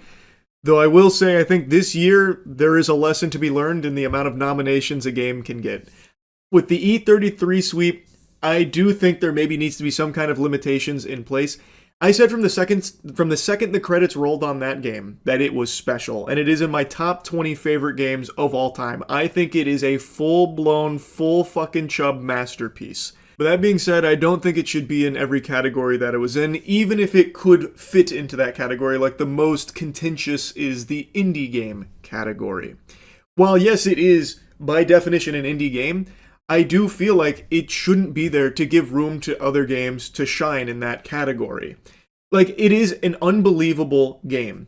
And by being as good as it is and in every category that it was present, it drowned out a lot of other extremely impressive games from this year. 2025 was genuinely an amazing year for games. There were so many super slappers, absolute bangers out the wazoo, but if you only watched the Game Awards, you would think that it was just Expedition 33, really. And that's a shame. I do think E33 deserves like the Game of the Year win and many of its other wins, because I do think that does epitomize what the games industry should be about. A team of passionate creators that all banded together under very unlikely circumstances with a very wild way of assembling this team of creatives to create something that's really not been done before to the degree in which they did it with the budget that they had, apparently less than $10 million. It is an unreal story, and the person at the head of Sandfall, he is like a gamer's gamer. That guy, I've watched a couple of his interviews, he is always singing the praises of the GOATs that have came before him, and he's not just doing lip service, he knows his shit. Like, this is a guy who lives and breathes this medium that wanted to do something truly special in it, and I think they succeeded, and it's great to see the reception be as positive as it is to their art. I'm very happy for that team, and I think it deserves all of the glaze that it gets. But when it comes to the Game Awards, I just think it would have been best if it was reserved for, a handful of the categories that it was nominated in. And I also think that would have been better for Expedition 33 overall as well, because when people who aren't overly familiar with it see it keep winning everything, it makes them tired of it. It makes them soured on E33 as a whole. I saw a comparison drawn by a lot of people about like the Patriots when they were on their dynasty run winning everything. People fucking hated the Patriots because they were so good. Expedition 33 is having a similar phenomenon. It won so much, people now just hate it by default. Like, they don't want to engage with it anymore. They'd rather spit and shit on it and that kind of thing. I just overall feel like less is more in this case, where it'd be in its strongest categories, like voice acting, narrative, music, and Game of the Year, that kind of thing, as opposed to like 13 categories, because it is a lot, and it does unfortunately push out some of the other extremely good games from the year. Like Kingdom Come 2 didn't win anything, when I feel like, by all definitions, it should have won Best RPG of the Year. It's just, I love Expedition 33, and I'm super happy to see it do so well. But for the awards here, I would really have liked to be able to celebrate some of the other great games that also came out this year. Like I said, this was an extraordinary year for banger titles releasing, especially in the indie category. So many good indie games came out this year. But anyway, I'll stop yapping about it. That's really about it. See ya. Hola, mi nombre es Carlos y he estado practicando español. Yep, that's about where that stops. I've recently been practicing Spanish again. I previously studied Spanish for like 8 years, 8 años, when I was in school, escuela. And I haven't dusted off that knowledge in well over a decade, and I've recently just had the urge to go back and study it, so that way I can hopefully become fluent in Spanish at some point. Ever since Chinese Charles kind of took over on Billy, I've really liked the idea of being able to speak more than one language again. Chinese Charles really kind of opened my third eye and enlightened me on the fun of being able to speak multiple languages, but I have no knowledge on Chinese, but I do on Spanish, so I figured that was the one that made the most sense for me right now. So, I don't need the Rosetta Stone or anything. I'll just chip away at it, and hopefully we'll see how my Spanish is looking like a year from now. But anyway, that has nothing to do with today's video. I just thought maybe you'd find that cool. Today's video is actually about a wacky woman getting a little bonkers in an Uber.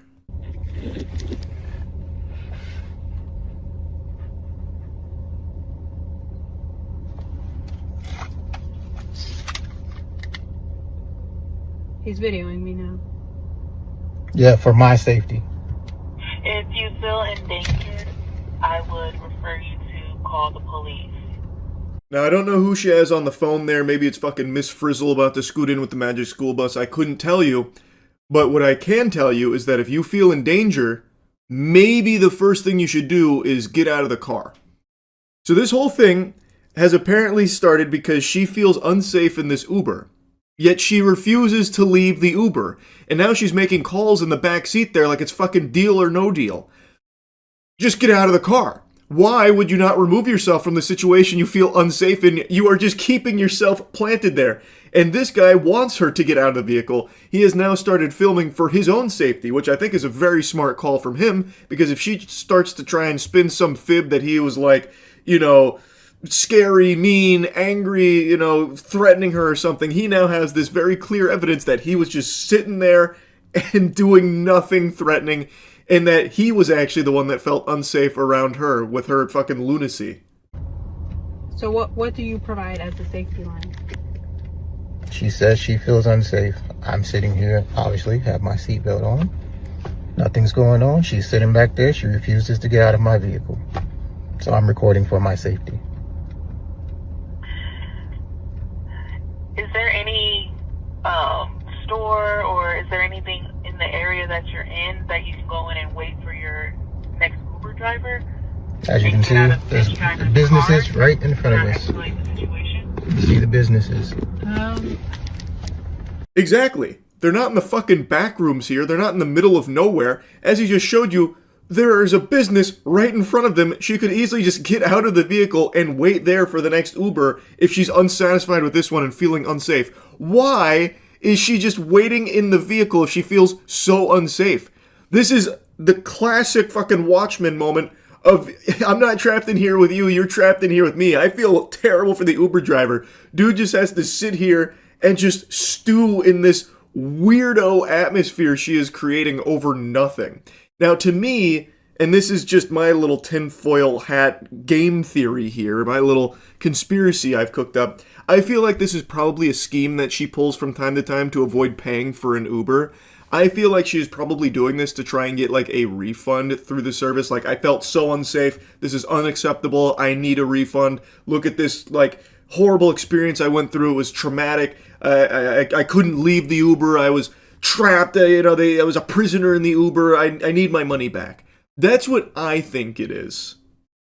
She says she don't feel safe, but she refuses to get out. She can go right to the business over there. There's chairs. She can sit there with her things and wait for her next Uber. He's gonna drive off with my packages. I mean, this is like, I've never had this before. I'm pretty surprised that you're not able to provide more assistance other than call the police.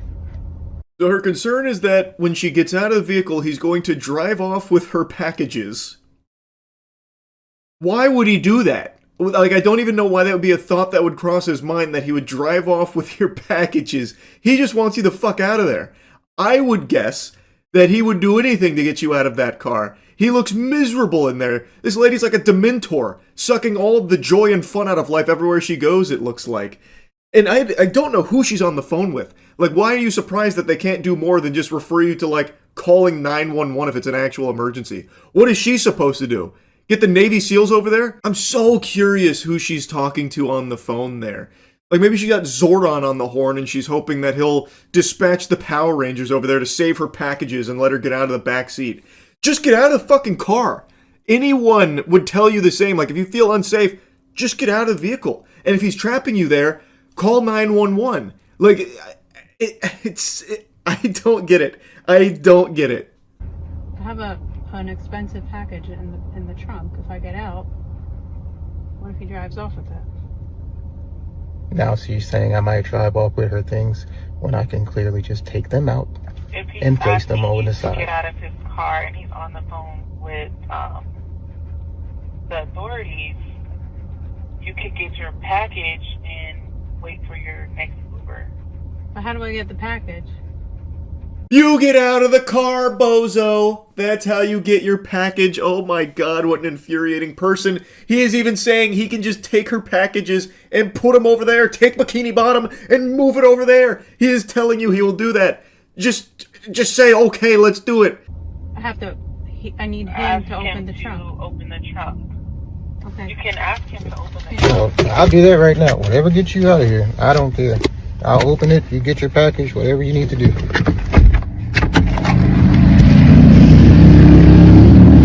I'm going to get her package out of the back because she's scared I'm going to take her package.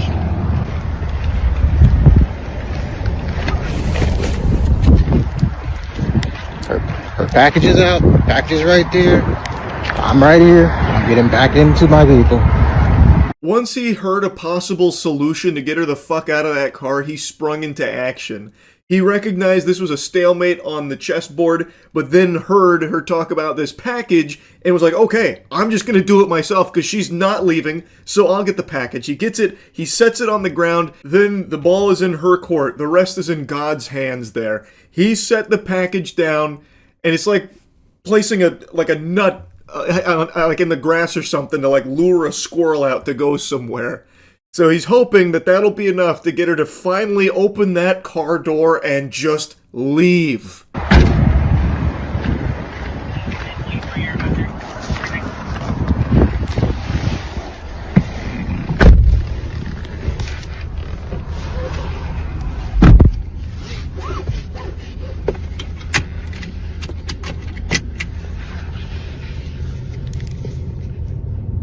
And thankfully, it was.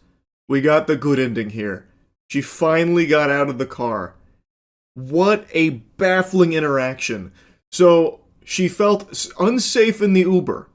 And instead of leaving or anything to try and remedy that situation that she's cooked up in her head, she stays in the Uber. What sense does that make? How do people go about their lives like this?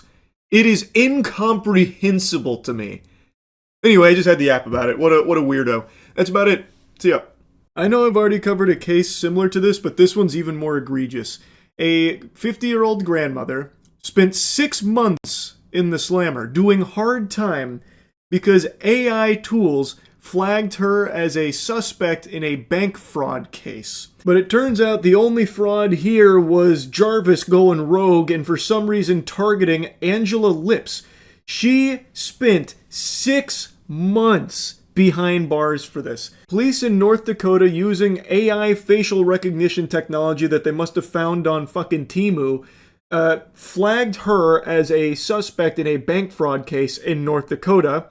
Now, Angela Lips is a mother of 3, grandmother of 5, and has lived her entire life in north central Tennessee, roughly 1,000 miles away from where the crime she was accused of committing took place. And yet still, U.S. Marshals showed up at her doorstep last July while babysitting 4 kids and arrested her at gunpoint. The lore goes as follows. There was a woman in North Dakota that was using a fake U.S. Army ID to withdraw tens of thousands of dollars, and then Fargo police were investigating. They ran the surveillance footage through facial recognition software, and it returned a match to Angela Lips. And then, hallelujah, flesh and blood came in, but unfortunately he was missing a brain.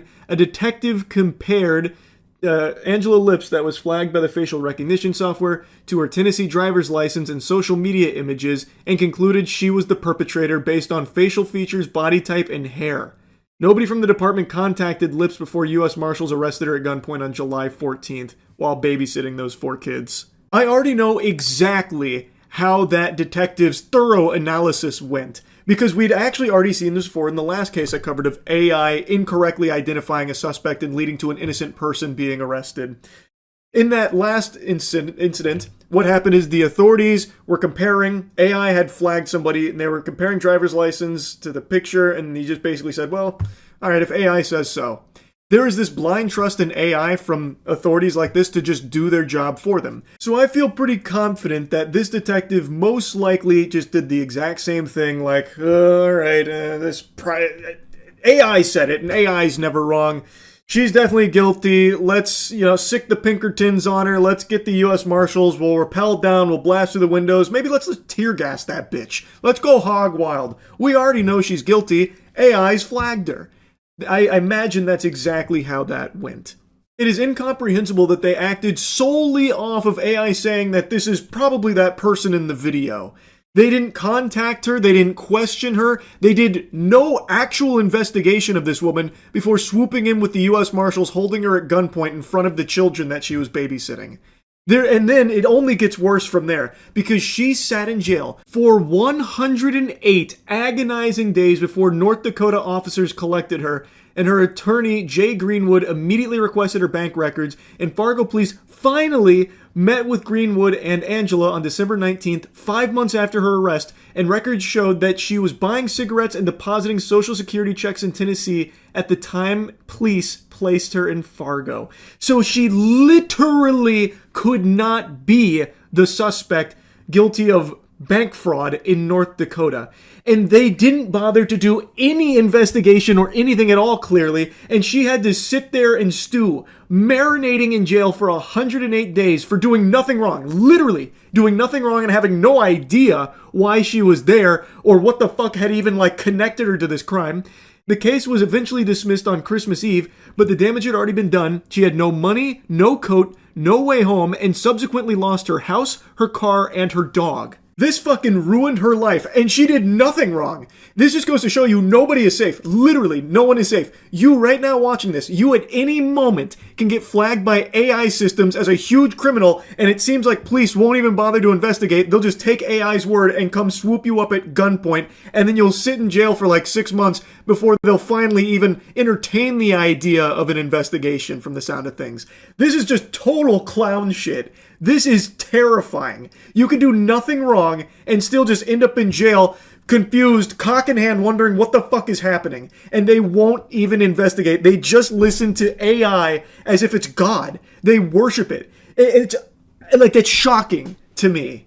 It's scary. She lost her house, her car, and her dog. And they're doing nothing to compensate her for this or anything. And when they did finally dismiss the case, it sounds like they just kicked her to the curb, literally dumped her outside, potato sacked her, threw her out like a, fucking bowl of dirty tomatoes, and just said, good luck, find your own way home. Just kidding, I know you lost it. It's wild just how out of control this is. And this is not an isolated incident. As I've said, I've already covered a case similar to this, but not quite to this extreme.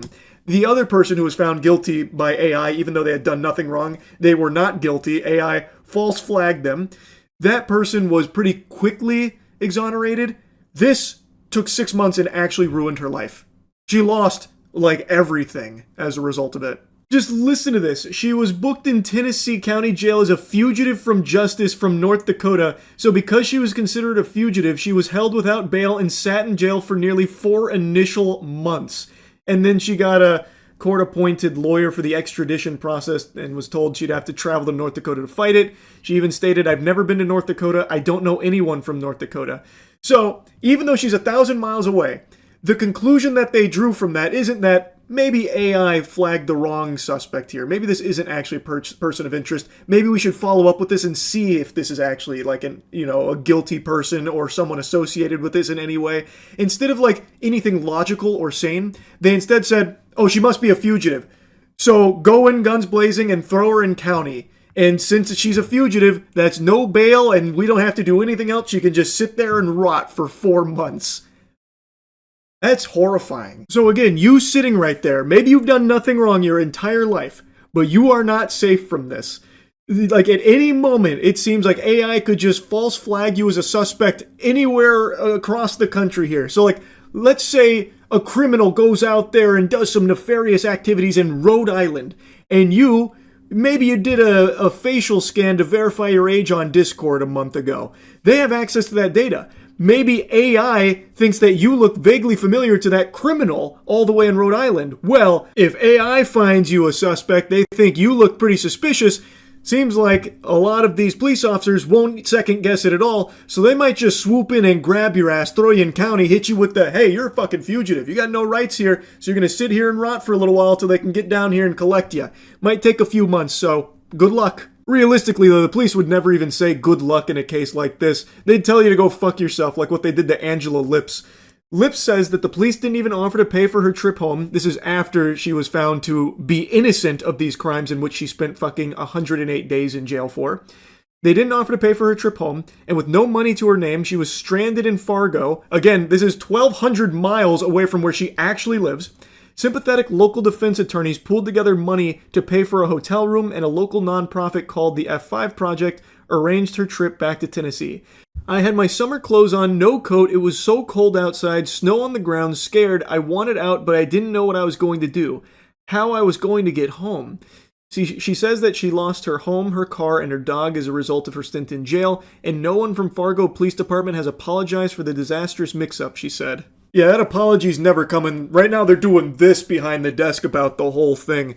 They kicked this woman out into freezing cold temperatures, snow on the ground while wearing her summer clothes after they collected her from Tennessee many months after they wrongfully imprisoned her for a crime she didn't commit and literally couldn't even be a suspect in, all because of AI and them not wanting to do their jobs. So they get her all the way here in a place she is completely unfamiliar with, no money, no appropriate clothing, and they just push her out there and do nothing. No apology, no compensation, and it's entirely because of the good nature of some like actual generous people pooling money together to get her safely accommodated and then safely back to Tennessee, that she was even able to get home.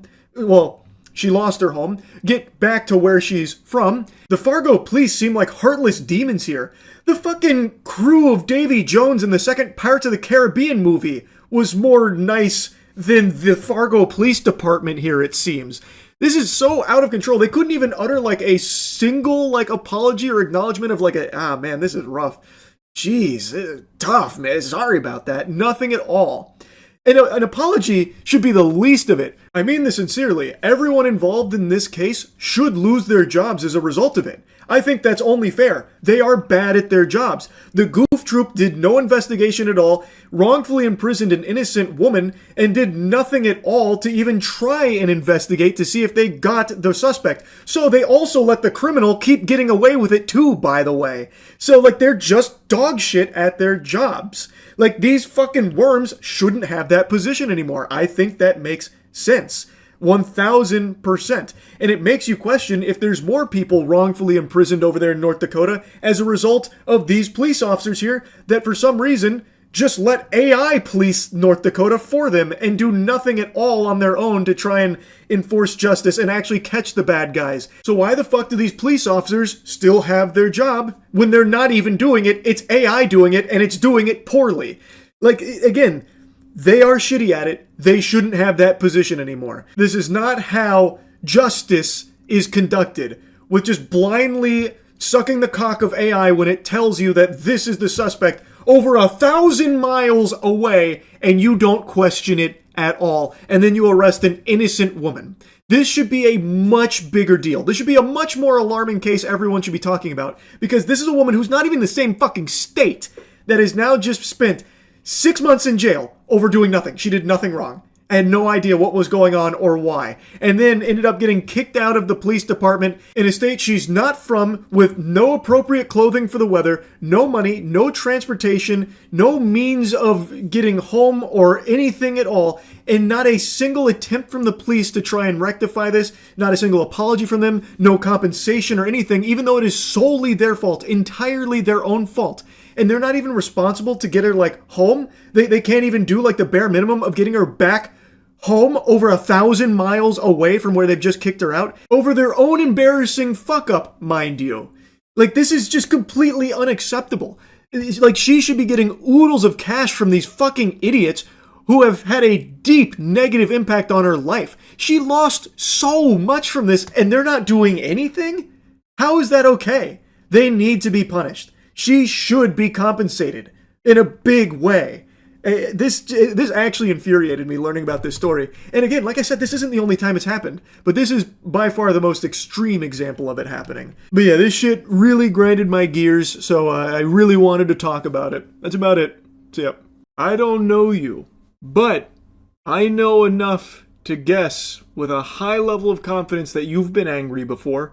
Unless I got the Dalai Lama watching or something, I bet there have been moments in your life where you've been fuming, extremely angry. It's natural. It's normal. I mean, Jiminy Christmas, earlier today, I was angry. I was driving and a spider went across my windshield. And it was a rather large spider. This puppy was set to Wumbo. And I don't have arachnophobia or anything, but I don't like them. And I certainly don't like them on my windshield. So I pulled over and in my cup holder had a receipt. So I thought that'll be good enough. I'll just blast it with the receipt. And as I go to do that, it hits me with like a running back move. It hits me with like a double sidestep and then jumps on my arm. Then I fucking freak out and start like slapping my arm and screaming like a maniac. And I can't find the spider anymore. That makes me frown. It makes me angry. I'm sure there's plenty of things that have made you angry. But have you ever been so angry that you light a 1.2 million square foot warehouse on fire and will most likely spend many, many years behind bars for it and film the whole thing for Instagram? Probably not, I would say. Most likely no. But I did just hear of someone who did. And it is a fascinating story because the anger makes sense. Like the reason why this employee was angry, I think a lot of people can understand. But drastic measures like this did nothing except ruin his life.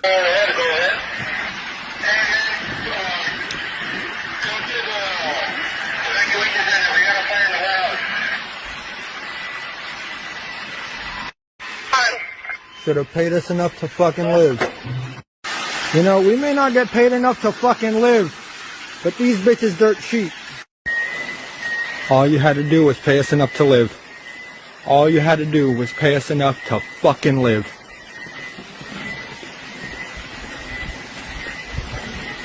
All you had to do was pay us enough to live. There goes your inventory. This is a Kimberly-Clark warehouse that apparently served 50 million people. It was located in California, and a disgruntled 29-year-old employee filmed these videos, posted them on Instagram of him lighting it on fire, and it completely fucking torched it. It like incinerated this whole facility. Pretty fucking stupid plan. Extremely dangerous. Could have easily killed people in the warehouse. The fire could have spread outside of the warehouse as well. It's California. California fires, like, that spreads a lot. This could have caused so much more damage, destruction, and death in this, like, raging inferno that he created here. Again, thankfully, nobody was injured in that fire. No firefighters or none of the employees. They were all evacuated safely. So, Nick, we should note you were just listening in on that news conference. That's why we couldn't go right to you. So this employee, a 29-year-old, did they say what he did there at that plant? It's unclear exactly what he did. What we know is that they house lots of Kimberly-Clark products here. Again, this is a 1.2 million square foot warehouse here. So very large space filled with products. We know that they load the trucks up and distribute them. We don't know specifically what that man did. I feel like we have some strong evidence to what that man did. He filmed it himself. I'm surprised it wasn't streamed on Kick. Like, this has become a very common phenomenon where people film or stream themselves committing crimes, in this case, arson. So he made it very clear what he was doing and why, the motive. He was upset with the pay, saying that all they had to do was pay him enough to fucking live. Which is a very real problem, something I have yapped about for years, about how so many jobs right now in the country don't actually pay their employees a livable wage. And as things keep getting more and more expensive, it's not like the pay is being risen to try and help them, enable them to live. It is a huge problem. But the solution this guy cooked up in his noodle is not the optimal play, because now all he's going to do is land himself in jail. He's not going to be getting paid there. And on top of that, all of the workers at that warehouse, they are now out of work for who knows how long, and maybe they get canned because of it. I mean, this is a huge warehouse. This is going to take a long time to rebuild and get all that inventory and stuff back. Maybe they just start laying off employees that were working there. So now he has also ruined other people's income on top of that. So it's not exactly like the best plan that he's cooked up here, as shocking as that is to hear that arson didn't save the day. It is an issue. His anger is understandable, but this didn't do anything to solve it. It's not like that this company is all of a sudden going to have a come to Jesus moment like, oh, we didn't know that by underpaying our employees, it would make them frustrated. But now that an entire 1.2 million square foot warehouse been burnt down because of our folly, we will change our ways. We now see the light. Our third eye is open. Enlightenment. Time to raise everyone's pay.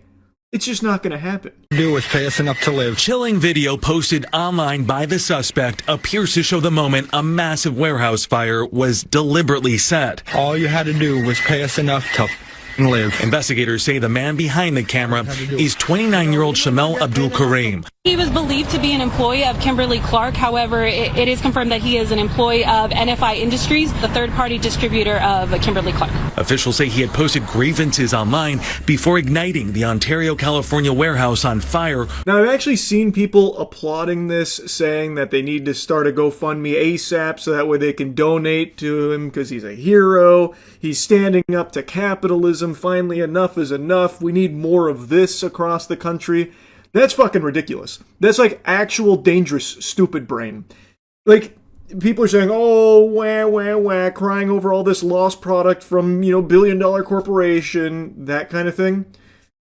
I don't know how people can be so, out of tune with reality. It's not even about, lost products or anything. It's about how easily people could have died in that, how it could have spread way beyond just that warehouse, and how this doesn't even really affect the company all that much. They have insurance. You know who this actually affects? Is the employees that are most likely going to be out of work here while this facility is out of commission and under maintenance, so they're going to be out income, and he just threw his whole life away for this, and it's not going to do anything to actually help people get a livable wage from this company or anything like that. It's just reckless, dangerous, jeopardizing tons of people's lives and safety and the area around him. This could have caused a huge fucking problem. Like I said, it's California. Wildfires spread wider than Kash Patel's butt cheeks. In that area, this could have easily spiraled way out of control, way beyond just that warehouse as well. This is just not something anyone should be Anyway, there is something other people have pointed out as a very surprising element to the fire itself,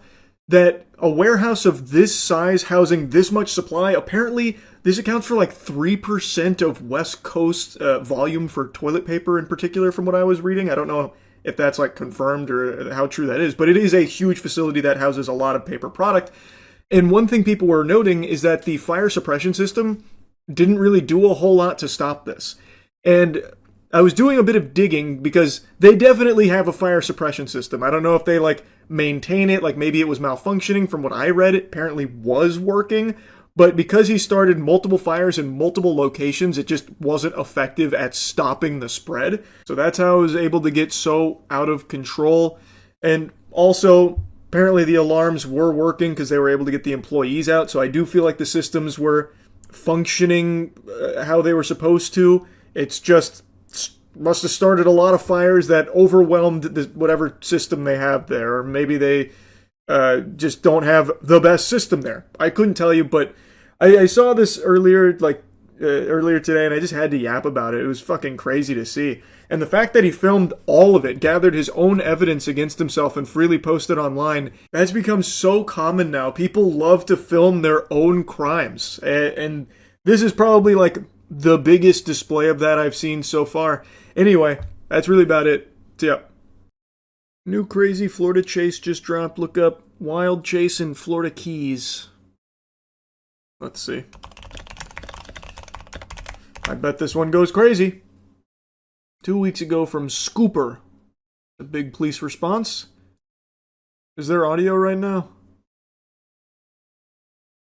Because if it's only in the left channel, I won't hear it. My left earbud doesn't work. This one? Oh, multiple angles. It's a Range Rover coming up on me right now. Oh man, they insta-pit maneuvered this guy. Whoa! Jesus Christ! Now how's anyone gonna use this road without that sign? I gotta shut the whole bitch down.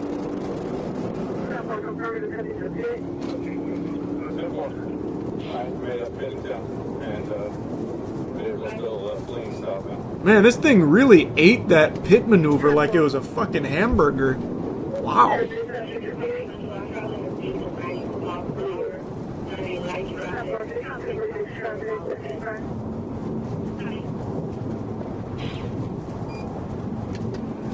He's got the turn signals going, that's nice. He's not forgetting his road etiquette. He said, I don't respect the speed limit, but I will respect my turn signals. Oh, oh, up! Hit a banana peel.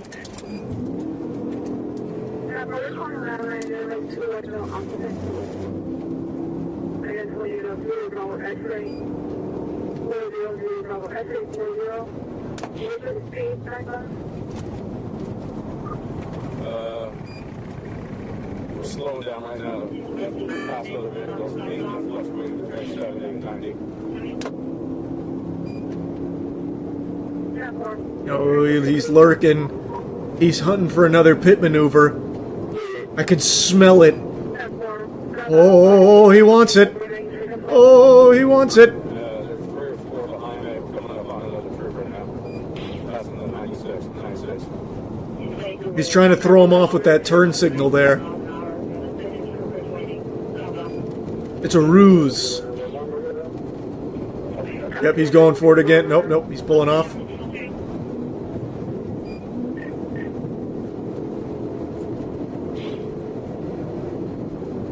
He can't pit on this side. This guy knows it. He's familiar with the tactics.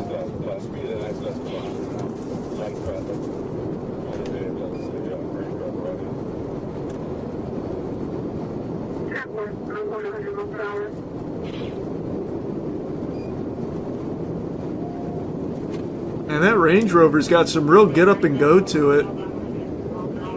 That thing can really scoot.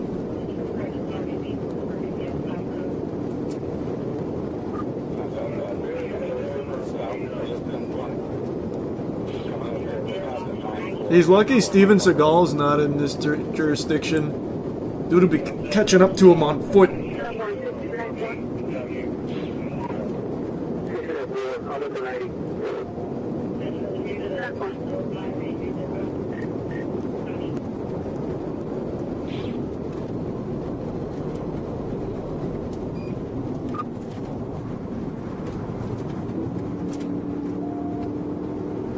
I think he's losing his opportunity for a pit maneuver. It's getting pretty crowded now. Fire the harpoon! I was wrong. You instantly just proved me wrong. I look like a real dummy now. Oh, the legendary 0 mile/hour pit maneuver!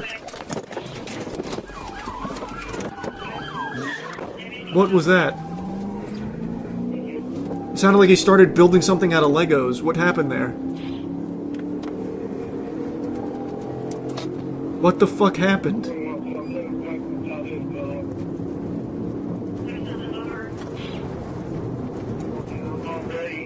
Ramp that shit off of a tow truck! Briefly interrupting this police chase just to let you all know the Cheeky free rinse soap is back in stock right now at usecheeky.com. We have the best soap in the universe. Go to usecheeky.com. People have been asking me to remind them when the restocks happen, so that's me doing it right now, presently.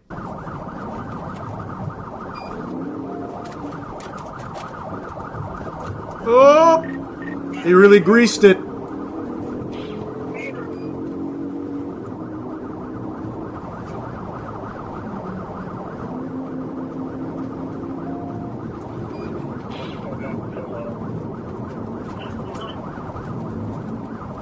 This officer really wants that pit maneuver, man.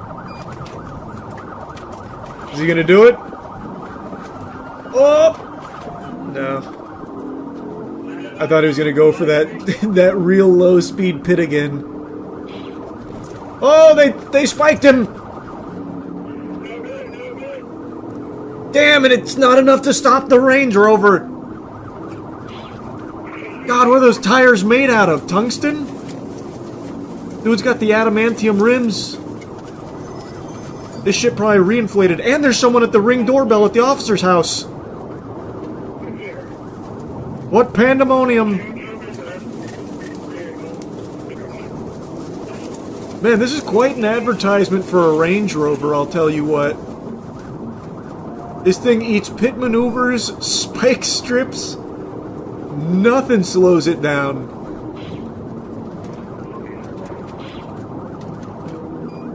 There's no way the officer's gonna pit on this side, right? That'd be ridiculously reckless. No, there's no way. Is this off? Wait, is this guy insane? He'd send him barreling towards oncoming traffic. He'd take out an innocent bystander.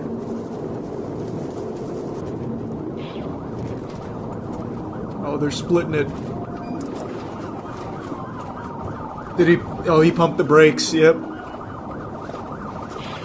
I think he's losing speed. Yep. Looks like he got a little bump there.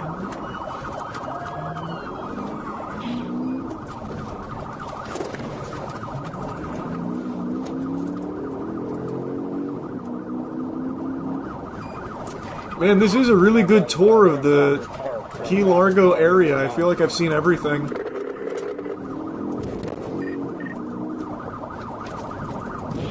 Oh god, the landmines. Damn, speed bumps. Ah, shit. Oh, good heavens. Oh, boy, howdy. The country club was not expecting this level of action.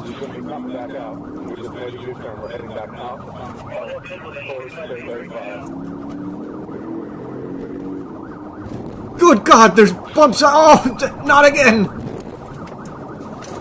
The shocks can't take much more.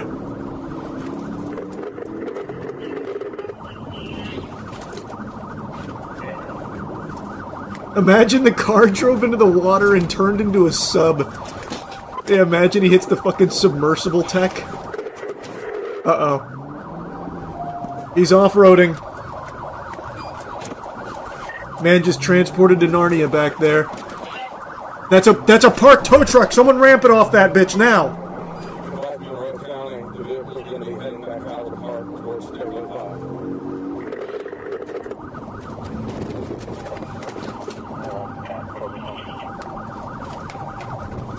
Man, the cop was not about that action. He said, "I'm not going in the forest. You won't find me going in the trees." Ah! Oh, this cop just wants to pit maneuver anything that moves. He almost got his fellow officer. Oh, shit! That tire's completely gone. He's running on rims. This is probably curtains, right?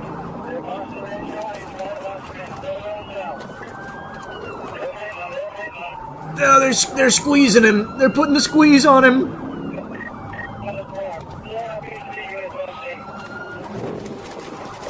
Yep. Kablam. Oh, wait a minute! He's engaging the afterburners. He's turbo boosting.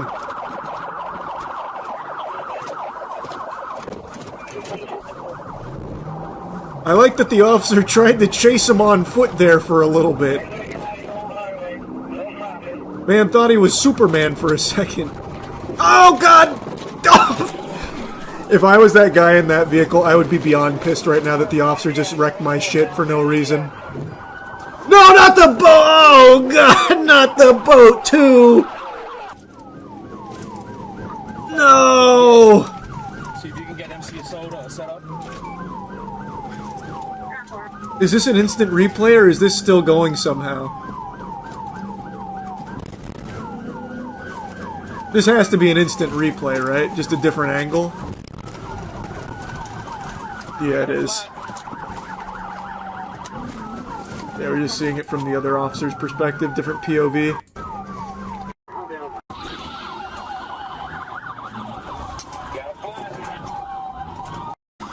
Man, they got every angle here.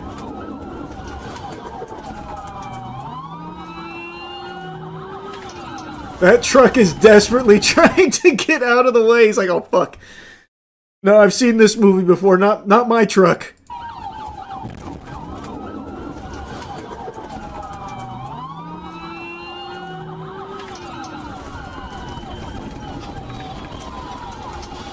According to a news source, the boat cost $250K and the owner bought it 20 minutes ago. I'm sure the officers will cover it. Yeah, no doubt, no doubt. They'll personally reimburse him. I'm certain. It's on their to-do list. Just give them some time.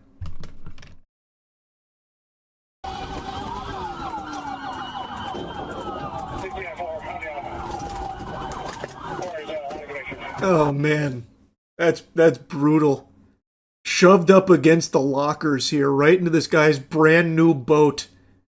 Dual prop boat just getting manhandled, fresh off the lot.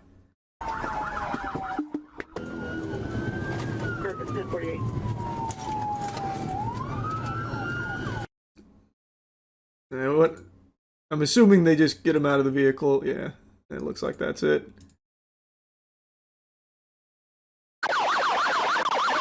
Oh, that's ear piercing. Holy.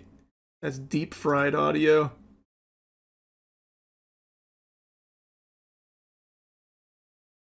Who's coming? Yeah, they were on standby.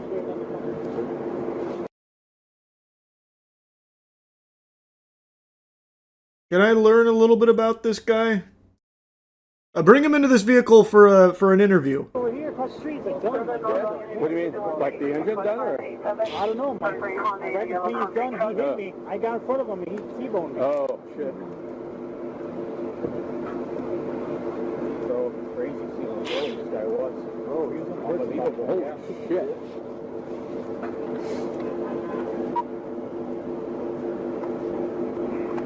Look, boys, I know what I did was wrong, but how much fun did we have driving together, huh?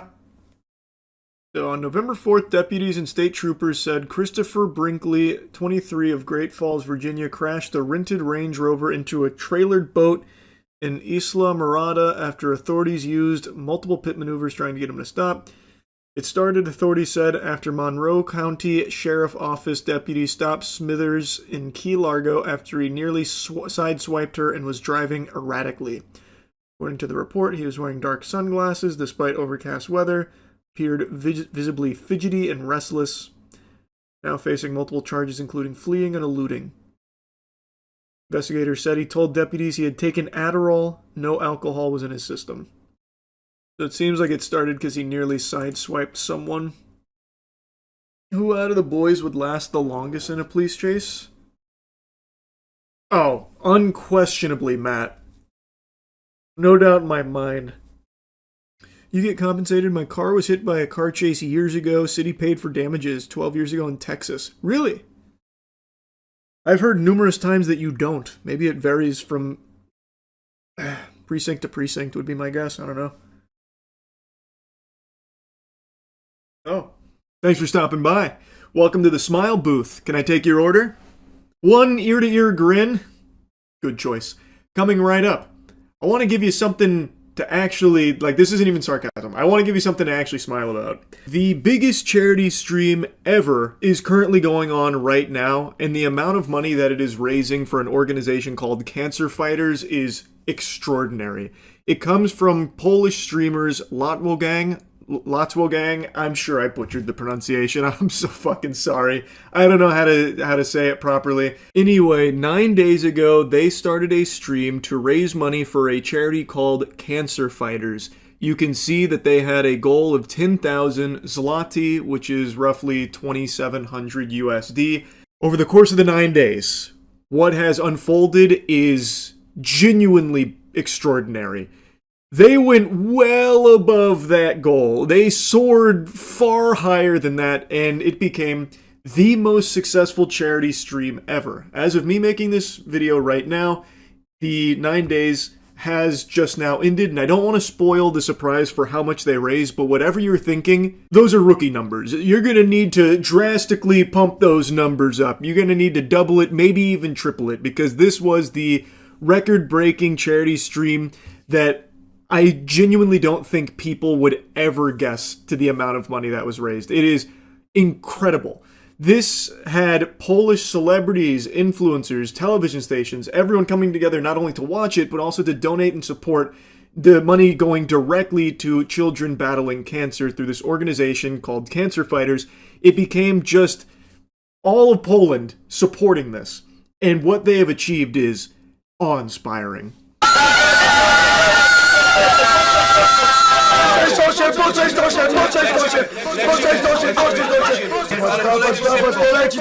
To pędzi! Nie przestajemy, pełna! Dobrze. Jaką? No jaką? Się nigdzie nie wybieram. Tutaj jestem. Dawaj Maja tego pozera. Ciągle tutaj jestem. This was a little 6-7 treat here for everyone. 67 million zloty comes out to around 18 million USD that they had raised as of that moment. That's not where it capped out. I just wanted to show you that one because I found it to be kind of wholesome, and also that video right there does kind of explain some of what was going on with the stream. At the time, 550,000 viewers is what the stream was peaking at. And if you thought that's the highest peak it could reach, you'd be a damn fool. You'd be like my pediatrician who predicted that I would cap out at 5'8". Except I didn't reach 5'8". I stopped at 5'6". So you'd be the opposite of my pediatrician, because they kept growing. I stopped growing at 5 foot. They went way above 550,000 concurrent viewers and way above $18 million raised. Wyrok! Rak to nie wyrok! Rak to nie wyrok! Rak to nie wyrok! Rak to nie wyrok! Rak to nie wyrok! Rak to nie wyrok! Rak to nie wyrok! Rak to nie wyrok! Zapamiętajcie to, rak to nie wyrok! 200 milionów, ale to jest tylko część tego wszystkiego! Te pieniądze ratują życie! Ratują życie, słuchajcie! Here's the moment that they hit 200 million zloty raised for cancer fighters, which comes out to right around $55 to $56 million. And they're still not done, by the way. It's still not done, by the way. Still only climbing from here. Their stream peaked, from what I was seeing, at 1.6 million concurrent viewers. That number in and of itself is absolutely fucking incredible, but it's even more wild when you look at the population of Poland. Poland has a population, from what I read, about 37 million people. So 1.6 million accounts for a little over 4% of the entire population of Poland was tuning into this stream and raising money for kids battling cancer. And again, from what I read about with this charity and this charity stream, 100% of those donations are going directly to that cause. So it is just an outstanding thing, and it's so incredible to see all of that support. And that brings us to the grand total. It just concluded after the 9 days. The charity stream from Latwo Gang raised over 250 million zloty, which is around $68 million. Amazing. Genuinely amazing. I wanted to yap about this a little bit because I think this is such a positive thing. It started with a goal of $2,500, and it concludes 9 days later over $68 million to help children battling cancer. An amazing stream, an amazing achievement. I just wanted to yap about it a bit. It's really about it. So yeah. You ever been to a dog show with the sole purpose of arguing with the other dudes there about how your dog is the most exotic? What do you mean, no? What's wrong with you? You off your gourd or something? This is what sane, healthy people do. It is what it is. I don't give a fuck. Why? Because it's exotic. This right here, everybody has. This right here, nobody has. Exotic is something. I got the Nobody got this though. Everybody got bluffy. Nobody got this. And exotic got the smash mug, not the long snout. Long snout. How you figure? That's the two fingers. Snout. He can breathe. Wait. You got a tail? You got a tail? You got a tail? Oh shit. It's pure chaos here at the Westminster Dog Show. It's going nuts. There's blood and guts everywhere, and there will be no survivors.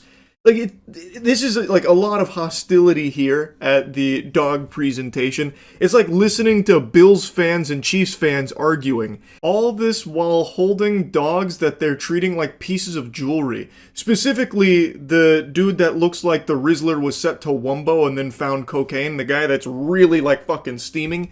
He just keeps going on about how exotic his dog is and how no one has it, as he's like showing it off like a luxury car. No high rear though. This ain't high rear. Stand them You up. crazy? Stand that You dog up. standing Stop putting up. that rear back. Stop putting no rear Put back. that Come rear on. back. Let's do a side shot. Put that Side rear shot. back. Let's do a side shot. You know what I'm saying? Let's do a Talking side all shot. that shit. Let's do a side shot. Buddy tries to call him out for high rear, looking to throw a flag on the play like, nah, it's disqualification, rear too high.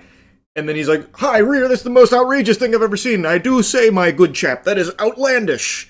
It's this whole thing is so absurd. And I feel horrible for the dogs here. They all look like they have been bred for the sole purpose of being in these kind of shows from these fucking weirdos. So I imagine they probably have like a lot of health problems. Like, it's no secret, this kind of garbage can cause a lot of like genetic issues in them. And it's very sad. Especially the one that the protagonist here, the main character, is really liking to show off. That poor dog looks like one of the fucking guardians from Ghostbusters when the main villain shows up.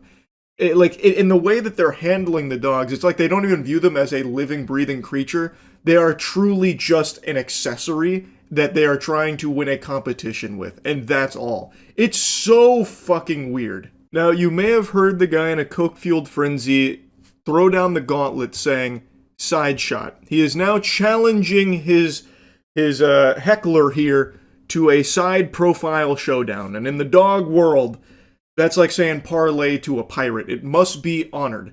So now they're about to do a side profile 1v1 here on Rust to see whose dog is the most exotic. Pull him to the side. Let's go. Side shot. Put that motherfucker to the side, bro. Wait for. Let's see that shit. Fuck Hold the on, judge saying you talking that shit. I'm gonna talk what that the judge shit. saying you talking that shit. Let's see that shit. Let's see that shit. That shit got that chihuahua face.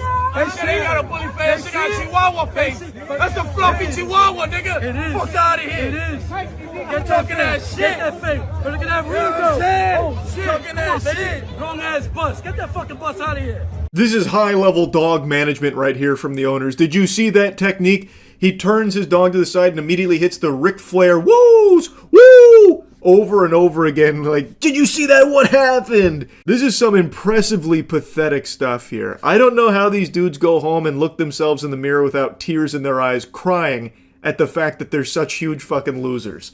It is shocking to me. Even the dogs look embarrassed to be there with them.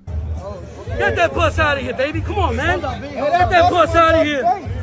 Your dog's scared, fam. Your dog is scared. Man, be scared. Your dog is scared. He's still more exotic than yours, though. You wish. He's still more exotic than Long yours. hair don't though. make it exotic, bro. That's a So chow what the chow. fuck? What it makes That's it a then? chow chow. What it makes it then? That's a chow What it makes chow. it then? Do you have it? That's No. a hairy Do mutt. you have Show it? the pedigree. Do you have it? Show the pedigree. Ant-Man, baby. Ain't no fucking Ant-Man. fluffy Ant-Man, baby. I can't believe a fight didn't break out right there between those two. The second he called for the pedigree check, oh man, I thought there was going to be some haymakers swinging there. I thought that was about to get real pugilistic real quick. Ant-Man all day. Yeah, show the Ant-Man all pedigree, day. show the I pedigree, can show the show the pedigree. bloodline. I show the There's somewhere down the Ant-Man, line, there's some fucking fluffy down there. Babe, baby. Ain't no babe. Ain't nothing babe look like that. Not like babe look like that, bro. Not like babe look like that. I know what I did.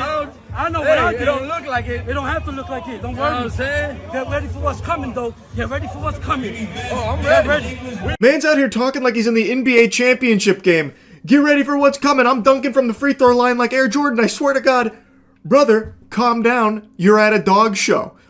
Get ready for what's coming. Mayan calendar predicted end of the world's 2012. Guess what? It's 2025. I'm shutting the world down with my dog right here. You're not ready for this. We waiting. We waiting. Get ready. There won't be no long snout shit. This ain't That what's look like now. a fucking What's now?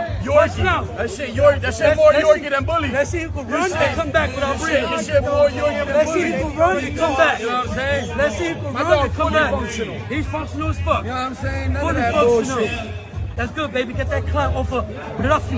Get that clout off of the I don't Bluffy, need my clout. girl. I don't need clout. Sure. I don't need clout. Real bulls back in style. And that ain't no fucking bull. Yeah. That ain't no fucking bull. Yeah, hell yeah, it ain't no bull, baby. Fuck Got more out of front here. than yours. That shit Fuck mutt. out of here. These owners were getting so feral there for a second. I thought they were about to start eating their dogs there for a moment. Just like actually like, oh yeah, not functional. Well, he can run there and back. And he also tastes great. And then just takes like a bite out of him or something. Shit was going like actually Insano style. This guy's now bubbling over with rage. That ain't no fucking bull! And the other guy's like trying to get on his ass for clout chasing off of his, I think he calls it a bluffy, is what he was saying. I don't really know. But man, they are like actually foaming at the mouth here. Hell yeah. Let it be a month. Let it be a month. This is a new month. This is the new wave. Look at that front. Come on, baby. Look at that front. I see cameras on this. What about that? Fuck out of here. Get that shit off the table. Fuck out of here. They looking at that shit because they don't know what the fuck it is. That's why. They're looking at it That's like, why. hey, 'Cause they don't know what it is, bro. This is the new I wave. don't know what it is. Trust me. I don't know what it is. Trust me when I tell you. The new wave. There's just no way it can be this serious. Like, what's on the line? What do you win? A year-long subscription to Chewy or something? Like, I cannot imagine it's worth all of this fuss. These two goofballs are about to blow a gasket. They're arguing like it's an Xbox Live lobby, all over this weird dog show that they're at. Also, apparently this isn't that unusual. 4 years ago, there was an actual brawl at one of these kind of things. This was at something called a bully takeover, which I think is probably like the same competition that we're watching this argument at, since the whole thing they were talking about was like bullies and shit there too.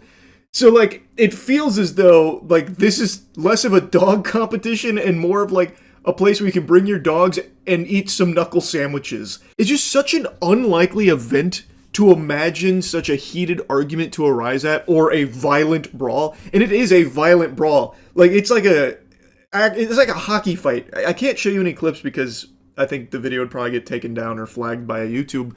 But like, it's an actual like hockey fight where one guy's grabbing the other guy and they're just fucking exchanging blows. And apparently it was a full brawl. It wasn't just those two, but in that video right there, they were like kind of the centerpiece to all of it. So it's just so weird that these dog shows apparently are so incredibly hostile. Like, maybe all the guys who show up are the ones that are actually neutered, not the dogs, so they just go there with a chip on their shoulder or something. I have no fucking clue. But it is wacky to watch. Anyway, I saw this today and I just had to yap about it a little bit. I don't know what animal there won the competition, but really, there are no winners there. And again, I feel so fucking terrible for those dogs. Not only are the owners just loose cannon, unhinged lunatics, but the way that they have been bred, I think no doubt has led to them having health issues, most likely. And that's just super sad. Anyway, that's about it. So, yep. If you're watching this, then I'm already dead. In fact, cards on the table, Charles White passed away 30 years ago, and what you've been seeing is AI working the corpse like a puppet, Weekend at Bernie's style. Grok put Charles in a bikini. This concept actually isn't that far-fetched. There's been a lot of discussion over the last 24 hours about Meta's patent on AI that can run a dead person's account, continuing to post and chat on their behalf, and even replicating online behavior and video calls. It can do messaging and video calls. So even though the person is deceased, their online behavior will carry on as if nothing is wrong. So if someone did just mysteriously die, from a fucking fart overdose or whatever, you may never know because AI could then just assume control of the account and continue to post as though everything was fine, even doing video calls. It is a terrifying idea. And it's not that new. This is actually something I talked about quite a while ago because they have tinkered around with this idea for a while about what to do when someone either abandons social media or dies. Because in both of these camps, that's a problem for the social media platforms because now they're down a user. But with AI, they don't have to be. They can continue to have the idea of a user. So the filing was granted in December but submitted in 2023, and the language model can replicate a person's online behavior using their past data, which, again, I think everyone is privy to. I think everyone knows that AI is constantly studying your shit and will do its best to put on your fucking skin suit and pretend that it's you if given the directive to do so. As reported by Business Insider, this includes posts, comments, chats, voice messages, likes, and other interactions, allowing the system to respond to content, publish updates, or message other users in a way that mirrors the original account holder. According to the patent, the model may be used for simulating the user when the user is absent from social networking system, including cases where the person is on a long break or deceased, and the filing notes that the impact is much more severe and permanent if the user has died and cannot return to the platform. What a delightful idea. So if you're taking a long break from social media, don't worry. AI can just take over and replicate you. So that way everyone can continue to get your fucking silly, goofy updates and, think everything's all sunshine and rainbows for you. You don't have to worry. Even though you're taking a social media break, why not post through it with the power of AI? Or if you're dead, why not let AI become you online? That seems like a great idea. And this kind of pitch, again, isn't that new. There is other companies that have propose similar ideas for like the grieving process. So when a relative passes away, AI has, and this has actually been used before, unfortunately, AI has been used to make a clone of them in the, fucking digital cyberspace. So, your beloved Meemaw passes away, and AI can come in and mint her on the fucking blockchain. Turn that bitch into an NFT or something that can talk to you and pretend as though she's still there. Which I think is just so twisted. I think that is so fucked up. And like I said, that has been done before and is probably going to be done more often because these are some slimy, shady companies, and these parasitic vultures latch on to this kind of thing to try and exploit it. So there are companies that are trying to utilize AI in order to capitalize off the death of someone by injecting themselves into the grieving process and offering a solution. What if we bring them back from the dead for you so you don't have to move on? They can always be with you, well, at least for as long as you can fork over the clams to afford the subscription, right? Now, as I said, it is something that has been done before, and probably the most notable case that maybe you've heard of was last year when an Arizona man was shot dead in road rage, and AI was used to bring him back to address the killer and forgive the killer. It was used in an actual legal proceeding, by the way. It's a shame we encountered each other that day in those circumstances. In another life, we probably could have been good friends. I believe in forgiveness and in God who forgives. I always have, and I still do. And it was effective, too. The judge fucking loved it. He was suckling from the titty. I loved that AI, Judge Lang said, describing the video's message as genuine. Thank you for that. And as angry as you are, and as justifiably angry as the family is, I heard the forgiveness. And I know Mr. Horcasitas appreciated it. But so did I. Do I even really need to dive into how scary that is? I shouldn't even need to. I'm going to just respect your intelligence as a thinking being to connect the dots on why something like this is a fucking horrible thing, especially in this setting, a legal proceeding. And now you have the judge glazing it. That's some unnecessary dick riding right there. That's a 15-yard penalty. Actual lunacy. Now, to go back to the main subject of the video about this patent that would allow AI to replicate a deceased person, it's worth mentioning that even though the patent is granted, it doesn't mean that they are proceeding with this. According to them, which you gotta take with a huge, fucking colossal, ginormous grain of salt, they say they're not pursuing it. They say that they're not, like, really exploring this, all that in depth or anything.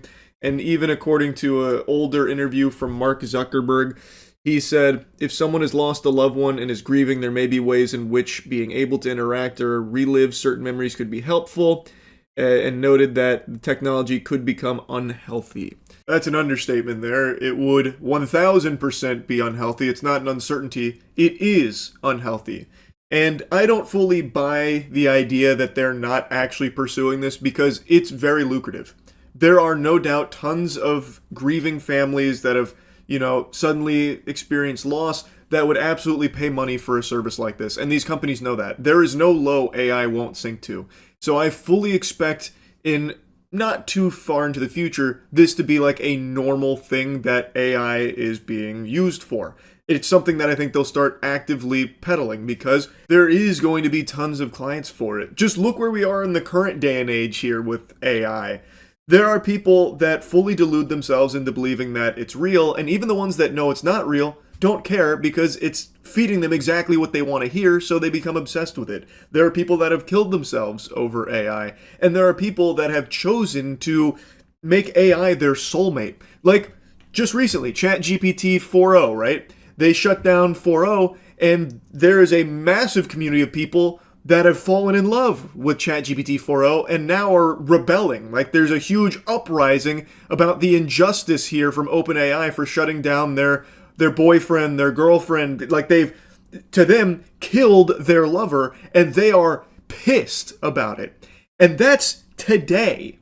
Imagine where this will be in a few years. So, I do really believe that these companies are absolutely going to start making this service a real thing, and I think it's horrible. I think this does nothing to help a grieving individual or a family or anything like that. All it does is prey upon them at their most vulnerable moment, and financially gain from others' tragedy here by presenting them with the solution. Here's how you heal. by believing that this AI is your deceased loved one. Now form a fixation and pay us forever. Because if you don't, well, they're going to die again.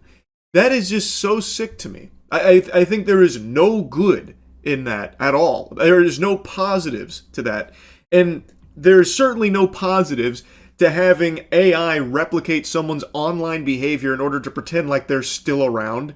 That's so fucking stupid. And if you want to go a step forward, it can be used as an incredibly diabolical tool. Like, let's say, for example, a chemical outbreak or something leads to the death of an entire, small town. And, well, the responsible party, that's going to be a real big blemish for them. That's going to be a huge problem. Well, thanks to AI, you can now just have AI come in and replicate the online behavior of every single one of those people, and no one would know they're all dead.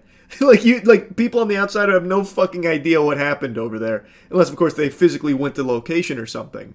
But yeah, obviously that one's a little more out there, but you see what I'm saying. Legitimately, there is no benefits to having AI pretend to be someone that is dead. To pretend like they're still alive and posting and doing video calls and chats and interacting with online content, posting their own content.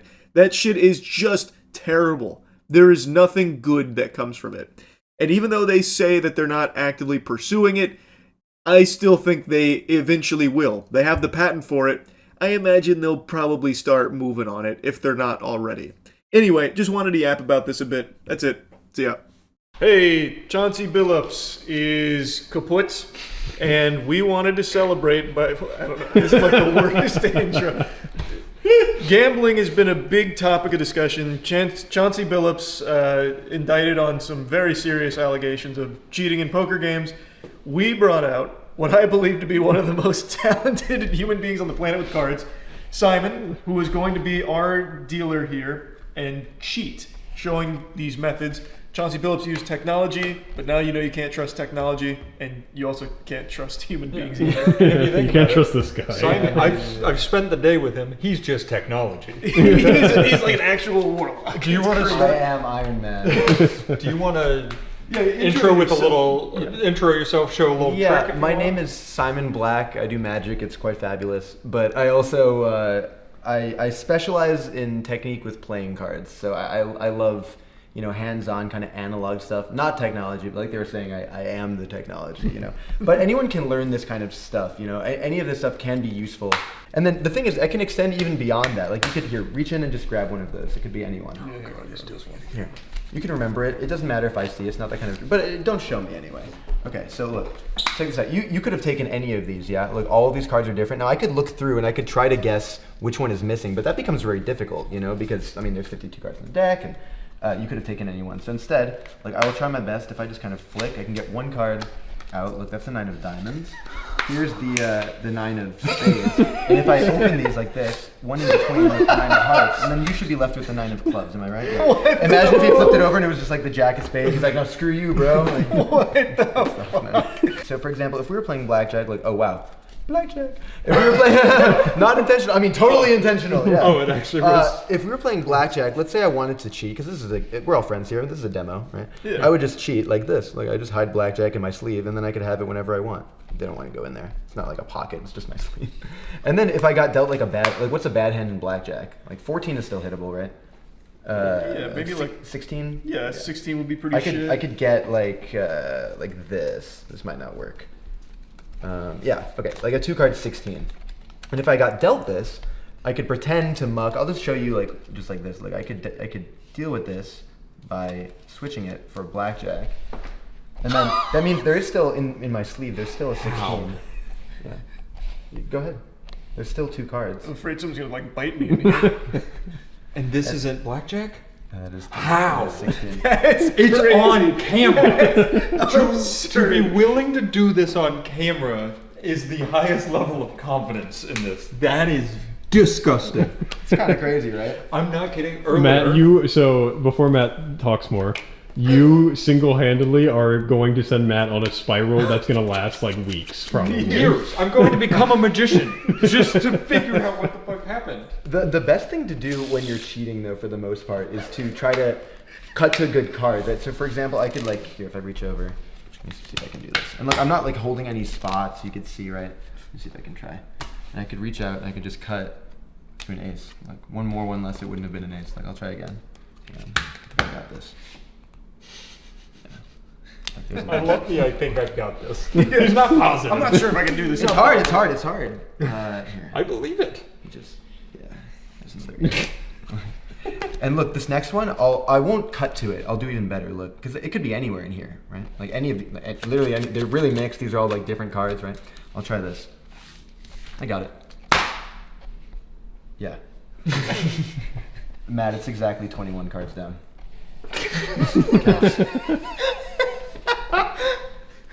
21.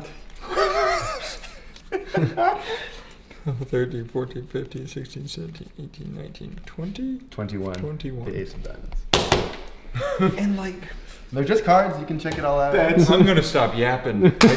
Earlier today, I had yet to see him do a trick. He was in the barn doing this with Charlie and Aaron. As I'm walking through the barn, Aaron walks out of the barn visibly frustrated. And he's like, I'm not kidding. That is a demon. Like, he was like, whatever he just did is not of human nature. He was like, it's insane. This is all gambling oriented stuff. Yeah, I mean, I do a lot of other, like, it's a thematic video and stuff. Yeah. But obviously I do, I specialize in card magic, but I can just kind of apply magic principles and make them look like I'm cheating. But if I'm going to be completely honest here, none of the stuff that I'm doing here is like applicable at a casino because of cameras, and also like if I keep winning and all that stuff, you're gonna want to these cards are like super. The players might at home might think that they're like messed up. Look, I have other decks. Like we can use. It doesn't even matter. I don't know how you're gonna cut this. You can probably cut this part out. But the people at home, what was I trying to say? Cut. Right. Yeah, I remember.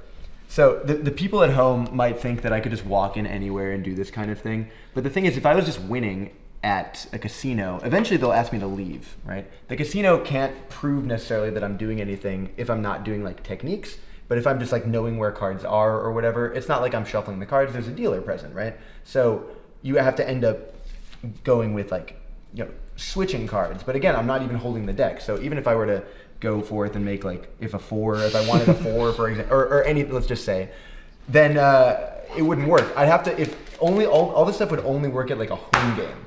You get what I mean? Which Chauncey Billups specialized in, exactly. by the way. But if I was playing a home game, then I wouldn't want to win myself. I'd want like someone else to win. Otherwise, it would kind of be futile, right? So instead, here I'll try this. I have, if this doesn't work, then you can have this $20 bill. You guys don't need it, but there's a chance it's mine anyways. Yeah. Exactly. So I want to play the fairest game of poker possible. Okay, so we'll play together. Okay. Like I said, if we were actually cheating, I would want to play with a partner and have them win, and have them just be a random person that came in, not have me win because it would give me away, right? So here, can you shuffle these together? Yeah, absolutely. Fairest game of poker possible. Beautiful. You can push them. Oh, close enough. Embarrassing. Actually, I've never failed a Maybe riffle you shuffle. just messed him up. I don't think you did. It's fine. And then we'll play. Let's just say we're 5-handed. Let's just say I'm getting a phone call. Doesn't matter.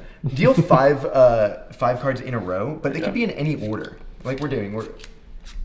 Okay. Like, do you want to switch any of these? No, that's fine. You sure? Yeah. Okay. And then how about this? Cut these again, and then shuffle them together. I know you could do a better job than last time. Yeah, this is your redemption. Can I cut that again? Yeah. Okay. Make it more even piles so I don't fuck it again. Nice. And then give them a cut as well. Okay. Yep, and complete. And then continue dealing. And again, this is not like traditional poker. This is not what we would do. Now, do you want to deal in that order, or do you want to swap any of those? Can I swap 2 of them? Yes. You care if I swap? Swap them. We're gonna beat the dealer. He's got no idea what's going on. That's fine. Okay, I didn't make you do that. Right? Well, again, we're playing together. We're right. Yeah, I kind of feel like you did make him do that somehow. Like I think I'll take credit. Do you want me to swap it back, Matt? No, because he planned on that too. No, the thing is, Matt. Like I said, we're doing this together. We're all really. We're a team. I'm the only one with money on the line. Yeah. But at the end of the day, this is your decision collectively, right? So this is good. Okay, point to a packet or a hand, because you don't even know what these are, right? Right. And like we said, we didn't actually deal them to any of us. There's only 3 of us. There's 5 hands. So which one are we not going to play with? We're going to eliminate. We gotta eliminate that. We don't want this one? You Yeah. swapped with this one, are you sure? Because that one kind of mattered. You sure? Get it I think out you swapped here. it with that one, right? Okay, this one's fine. wants We- us to We don't need it. Point to another one that you want to eliminate. You know what? You never expect. You're getting rid of it. Right Okay. next to Getting it. rid- Okay, point to two that you would keep, which is the same way as saying point one to the. Danny, point to two of them. Point two that you want to keep. We'll choose between. He hasn't These even talked to two. me. These two. So this one's going. Yeah. You sure? Yep, Okay. I'm sure. And then you only have one more. Again, which one's the winner? What do you think? It doesn't matter. They're both blackjack. Okay. This one's the winner. Well, we're playing poker. Just hold them. Just hold them. Oh, okay. This one's the winner. So you want to keep this one, or you want to get rid of it? We you want want- to muck the winner, or you want to keep the winner? It's up to you. This is again. This I'm not like making you. Because sometimes magicians will say like, oh, choose one to This is very clear, right? Which one do you want to keep this one, or do you want to eliminate it?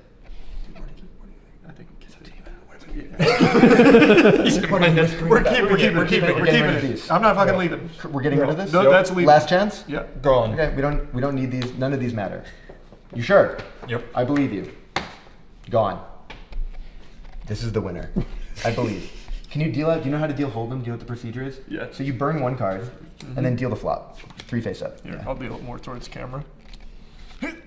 Okay, so there's like a straight draw here for any of the people. I don't know if we had like 8 and like Jack 8, for example, would be good here.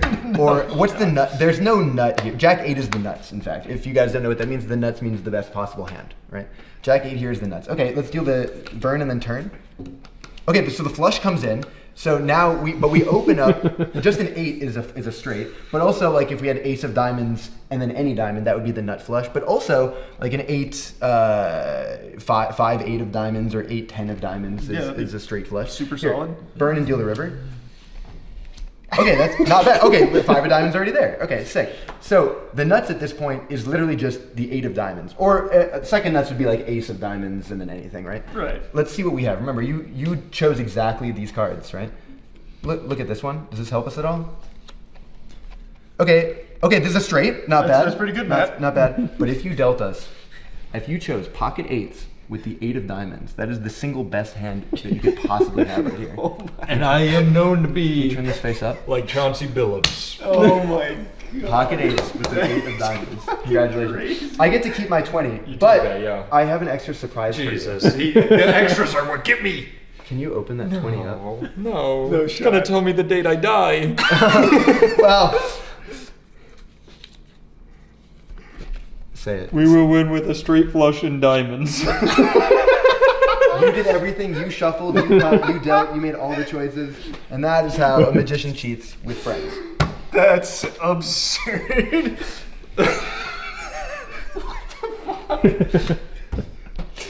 I've never felt more on edge than around you. Oh, thanks. I like you too, man. That is crazy. That was amazing. Incredible.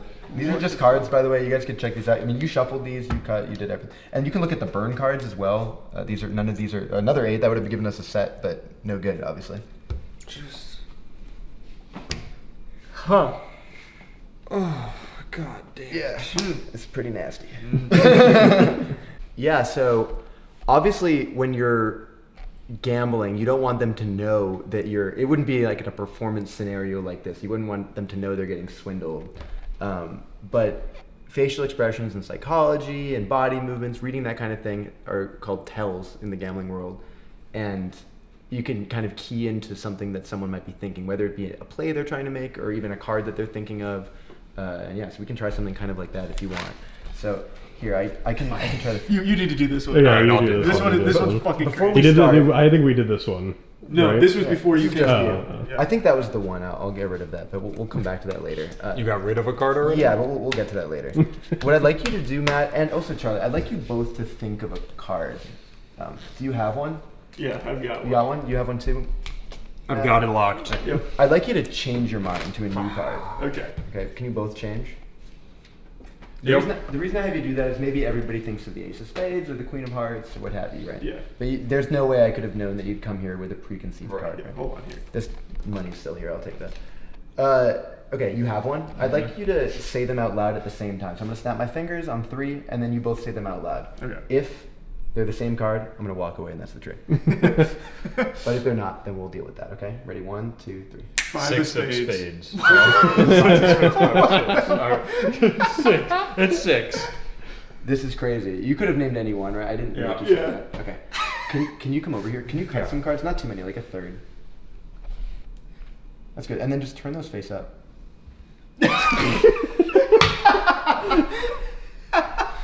I hope he's in his head like that was a part of the trick. That's fucking crazy. Well, the thing is that if you'd cut one more or one less, then it wouldn't have worked. Right. Look, these are all. Which card did you think of? 6 of spades. You thought of the 6. You thought of the 5, right? Yeah.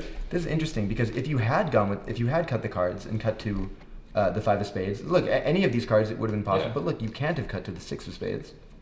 I wonder why. Because look, there is no 6 of spades. I know. Because before anything, remember, I put one card in my pocket, and look, that's the only. I'm showing my underwear. That's the only card in my pocket. I don't have any other card, and that is the 6 of spades. Jesus, I truly don't understand what's happened. Which one of these do you prefer, the 6 or the 5? Oh, easily the 6, right? Okay. God damn it. I can try this. So I'll try to find just like more gambling stuff. Because it'd be good to have like 4 of a kind. That's like a good thing. So I'll try to find not just the 6 of spades. I'll find the 6 of clubs, 6 of hearts, and you could have said the 5, but because you said the 6, I'll do it. And the 6 of diamonds. So all 4 6s with just one hand though. Look, I'll do them all with one hand. All of the 6s, but actually with this hand. Look. Can you name me, Danny? Can you maybe name me a random card in the deck of cards? It could be anyone. Like I'll. Hang on, give me a minute because I'm not letting you work your Jedi mind tricks on me. True, that's good. That's good. You're gonna behind my back. Name it out loud. No line of sight. There's no mental waves passing through me. Okay, I got it. Which one do you want? You could be anyone. 4 diamonds. 4 diamonds. That's random, right? I didn't make you say that. Yeah, no, I don't believe. Well, you say that a lot, and I don't believe you when you say that because I feel like you made me pick that. I'll try this. Okay, can you hold out your hand like this? Yeah. Watch. I'll use the. Which ones do you prefer? The red 6s or the black 6s? Black 6s. Black 6s. So that would be the 6 of clubs and the 6 of spades. Now, if I wanted to switch hands with someone, like in a game of poker, obviously they would know. But this is a demo, so. If I go like this, I could take the 2 black guys. Like you should have the reds, turn them over. Yeah. But I can do better. Because you said 4 of, what did you say? Diamonds. You hold out your hand. 4 diamonds. Put your other hand on top if you would. Just cover those up. 4 of diamonds. Okay. Alright, it's actually pretty close to the top. I'll do this. Like, if I cut, it should centralize it. And get 1 card from the middle. I'll do better. If I squeeze it like this, it should look like it goes. But it doesn't go far. Look, it's really gone. Can you lift up your hand? Spread those out. In the middle, there's 1. How? It's on camera. I'm staring at him doing it. And we have been with them for 2 days. Like I'm staring. I was gonna say this guy knows infinite card tricks. Like he has been doing this for almost 24 hours straight at this point. I say this all the time. You've heard me say this already this week, but I've forgotten thousands more tricks than I know, and I know thousands of tricks. So it's like you could understand. It's incredibly impressive. So there's like unbelievable. Yeah. There's like I appreciate you. Although I'm always working on new stuff, so. Yeah, I think something really fun that you mentioned is most of the stuff you perform is stuff you've made. Like a lot of it. I mean, for the most part, because nothing is like original anymore. Right. So like it's a variation of a variation of a variation. But I do invent the vast majority of the things that I do, or it's like me and a friend. Like I have a friend Moritz Mueller. Shout out to Moritz, who we talk all the time and just like create card tricks. And he's in Germany, so we have to find like common time to do it. But I would like to deal you, like you said, like a hand of poker that I could rig basically. So is there like a lucky pocket pair that you have? Pocket 7s, baby. 7s, okay. Never failed me, never will. All right, I'll try this. I just have to, and then if you were seating with the 4 of us, if you were seated, which hand, like which seat would you be in? I'd be second seat. Second seat? Second seat. Okay. Good try. Yeah, 1 cut, I think it's done. Okay. Look. Danny, nothing. 7. Oh. Look. Nothing. These are nothing, by the way. Another 7. Black 7s, right? Look, Jack 10 hearts is pretty good. But let's deal it out. Let's see actually what happens. Yeah, let's see who wins this. I mean, Jack 10. It's just all 7. So far, King High is not good, right? But who knows? I'll burn 1. We can. Oh, okay. Well, okay, wait. We got a showdown. Wait. Yeah. This is open ender, right? Yep. Look, hang on.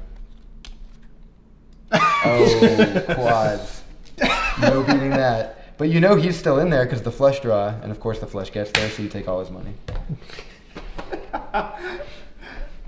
Holy shit. And just to clarify, in case anybody didn't get that, I was the second seat. Charlie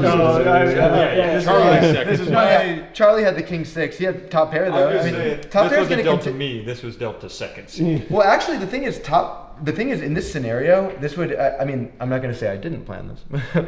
In this scenario, look, top pair opens up with or you probably weren't going to be in there with king 6, depending on what position you are.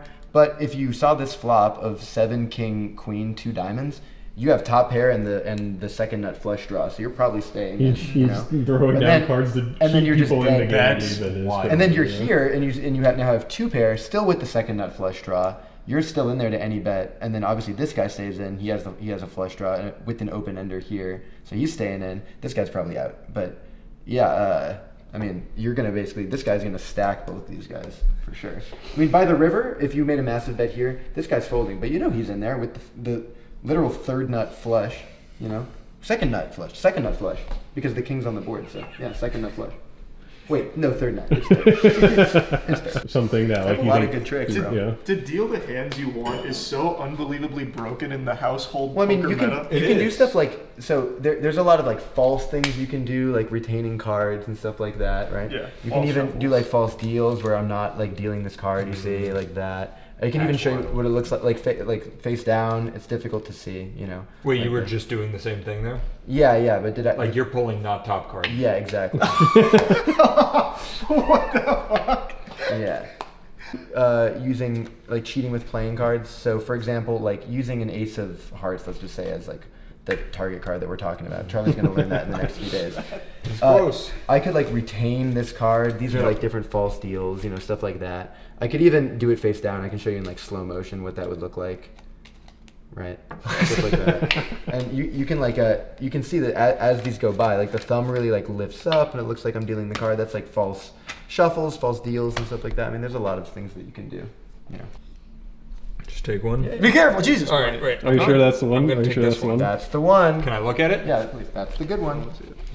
Oh, that's a big card. That is a big card. Yeah, I'm really good at this. I will try this here. You can just hide that over there for a moment. Eat it. Like not in my pocket. Yeah, just leave it out. It's fine. It doesn't matter. Just sit. Yeah, perfect. Okay, I firmly believe that is no longer the card I just said. Can you take like a clump of these cards, like just like a bunch? You don't have to look at them. Just hold them in your hands, just like that. And then can you take some as well? Like just reach out and grab like a clump. Beautiful. Sorry. Does not leave any wiggle. How many cards here. do you think this is, more or less? I can take this. It's okay. How many cards do you guys think you have, more or less? Between the two? Yeah. Like 16. 16? Okay, I only need 13. Can you take them and deal them down? 13 could have cards. been wrong. Might be 20. Or maybe 12. Yeah. Nice. Now, you have a card over there. Can you turn it over? It's okay. It is my card. Okay. Okay, because you picked that a was spade, close. because you picked a spade, check this out. If I shuffle like this, Matt, at some point tell me stop. Stop. Right there? Spade. What's it mean? Well, because you said a spade, I made sure that this was not a spade. But also, guy's good. But also that one is not a spade. Oh, God. And also that one. And that one, and that one, and that one, and that one, and that one. None of these. These are all fucking spades. These are all They are indeed. Like every single one of these, all of these are in fact spades. No. But the thing is, look, can you come closer? Can you take the ace and just wave it over this pack? And now if I do that, put it down. Now they go ace, 2, 3, 4, 5, 6, 7, all the way up to the king of spades.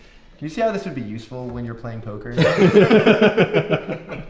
So cool. Oh, he's gonna make us pass out. We're both dead on the floor. He's like, "Can you see how this would be useful?" Damn. What's the moral of the story, Charles? Chauncey Billups is bad at cheating. Yep. You should have just Become a magician. Yeah, Should have just been a magician. Chauncey Billups, eat your heart out. Like whatever you would, if you having a walked good into time? a hospital and somebody said, "I've got a day to live, kill me now" with a joke or a trick. Why do I keep saying joke? Like, I'll mix these cards. Matt, can you take those and give him a shuffle? That's what he wants me to do. What if I didn't shuffle at all? Ooh, it's too late. I shuffled while saying that. He played you like a fiddle. Yeah. Okay, Matt, this is the way that you mix the cards, correct? Are you happy with this? That's exactly how I wanted them. Okay. Yes. you can show for the people this really are mixed up cards, right? Every single card is not the same card again and again. You see that? Put them in my exact order. I am the magician here. Right. Danny, I'll drop cards like this. At some point, you just say the word stop, okay? Stop. Right there? Yeah. Can you take this card? Yeah, I'll And then take can it. you take this card? Can I show it to the Yeah, camera, to and the then class? show the camera, show everybody. Yeah. Okay. And look, these are really different cards. All of these are different, right? Yep. Okay. All Good? different. And put somewhere in here. Danny, go ahead. Anywhere in the deck. Yeah, near the top is fine. Doesn't matter. Okay, or the bottom. That's also good. I want them to go in like different places. So Danny's is near the bottom, and then yours maybe we put near the top. Okay. Because we're gonna put some other cards near the middle. Now the thing is, look, your cards could be anywhere. I won't shuffle, like really somewhere in there, right? So we know that one card is near this area, one card's near this area, but we know that they're not in this central area, right? So I will use the jokers to try to find your cards. I'm not even gonna do it. I'm just gonna use the jokers. I'm taking the night off, okay? And we're gonna put them somewhere, wherever Charlie says. Charlie, where do you want to put them? More or less like here, there, somewhere in the middle. Yeah, I think you can get right into the heart of it. Right in the heart of Gotham, right over here. Another one? One more. One more? Right there. Right there. Look, nothing in between. You can see just two pieces of paper, right? Nothing in between. Like all I do, look, I just squeeze like this. And these are very good detectives. They will go through the deck and they will find one card. All I do is click. That's it. What was your card? You can say. The 5 of Hearts. Look, in the middle is one card now. In between the jokers. Betwixt the jokers, even. Can you take that out and turn it over? Show the camera. 5 of Hearts? Now here's the thing. Here, I know what you're thinking. And not even in a magic way, but just like straight up. I know what you're thinking about this trick. You're thinking I did it, that the jokers didn't do it. But I swear, I didn't do anything. Look, I'll show you.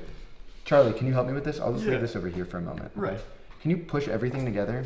I absolutely can do that. Great, and then push the jokers square and everything. Yep, and then pick everything up. I won't even touch. Look, I'm not even gonna touch. And look, can you kind of squeeze like that? I can squeeze it. Oh, not too much. Oh, you did it twice. Oh, too much. Something weird kind of happened. Wait, this is a boomerang effect might have occurred. But look, can you spread those out for me? I think something still happened. Remember, I didn't touch anything. And yet, look, in between the jokers, there is a card. I didn't even touch anything. For the first time, what was your card, Danny? I feel like for 8 of spades, I'm pretty sure. I kind of forgot. I'm gonna be honest. Worst case, re-roll the footage. I think it's an 8 of spades. The thing is, because But they know what it is. because this is a boomerang, I think this is not the 8 of spades in between. I'm pretty sure in between the jokers is the 5 of hearts again. And if this right here is the 5 of hearts, Then what the fuck is then that? this. But remember, a boomerang always comes back. Can you turn this card over? No. It's the 5 of hearts.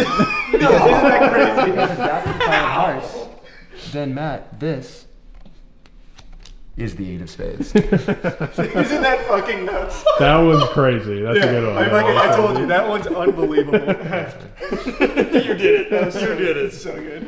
The step of that was cool, and then that end step was insane. I think that's my favorite part, and I think a lot of your tricks This do is- this, where you do like something cool, but then you're like, you thought that was cool, but actually look over here. There's 15 more things that you didn't even realize were going on. This is original as well. It's similar to a couple other things, but I added and swapped some stuff with other things, and I'm saying words that are English but don't actually make coherent sentences. So. But Sounds like nothing to do with gambling, but it's fun. No, that one's not even gambling, Jason. That was unbelievable. When you did But they use cards when they gamble. They use cards. They have detectives in there. I like how while we were doing this segment, we slowly moved from all the way. We're slowly circling them. All right, now I think we cut the camera, and Danny needs to see the phone. Yeah, we can wrap it up then. All right, that was fun. Thank you guys for having me. No, thank you so much for coming up, man. This has been so much fucking fun. This has been amazing. Bring it in. So, Chauncey Billups, do better at your cheating. Yeah.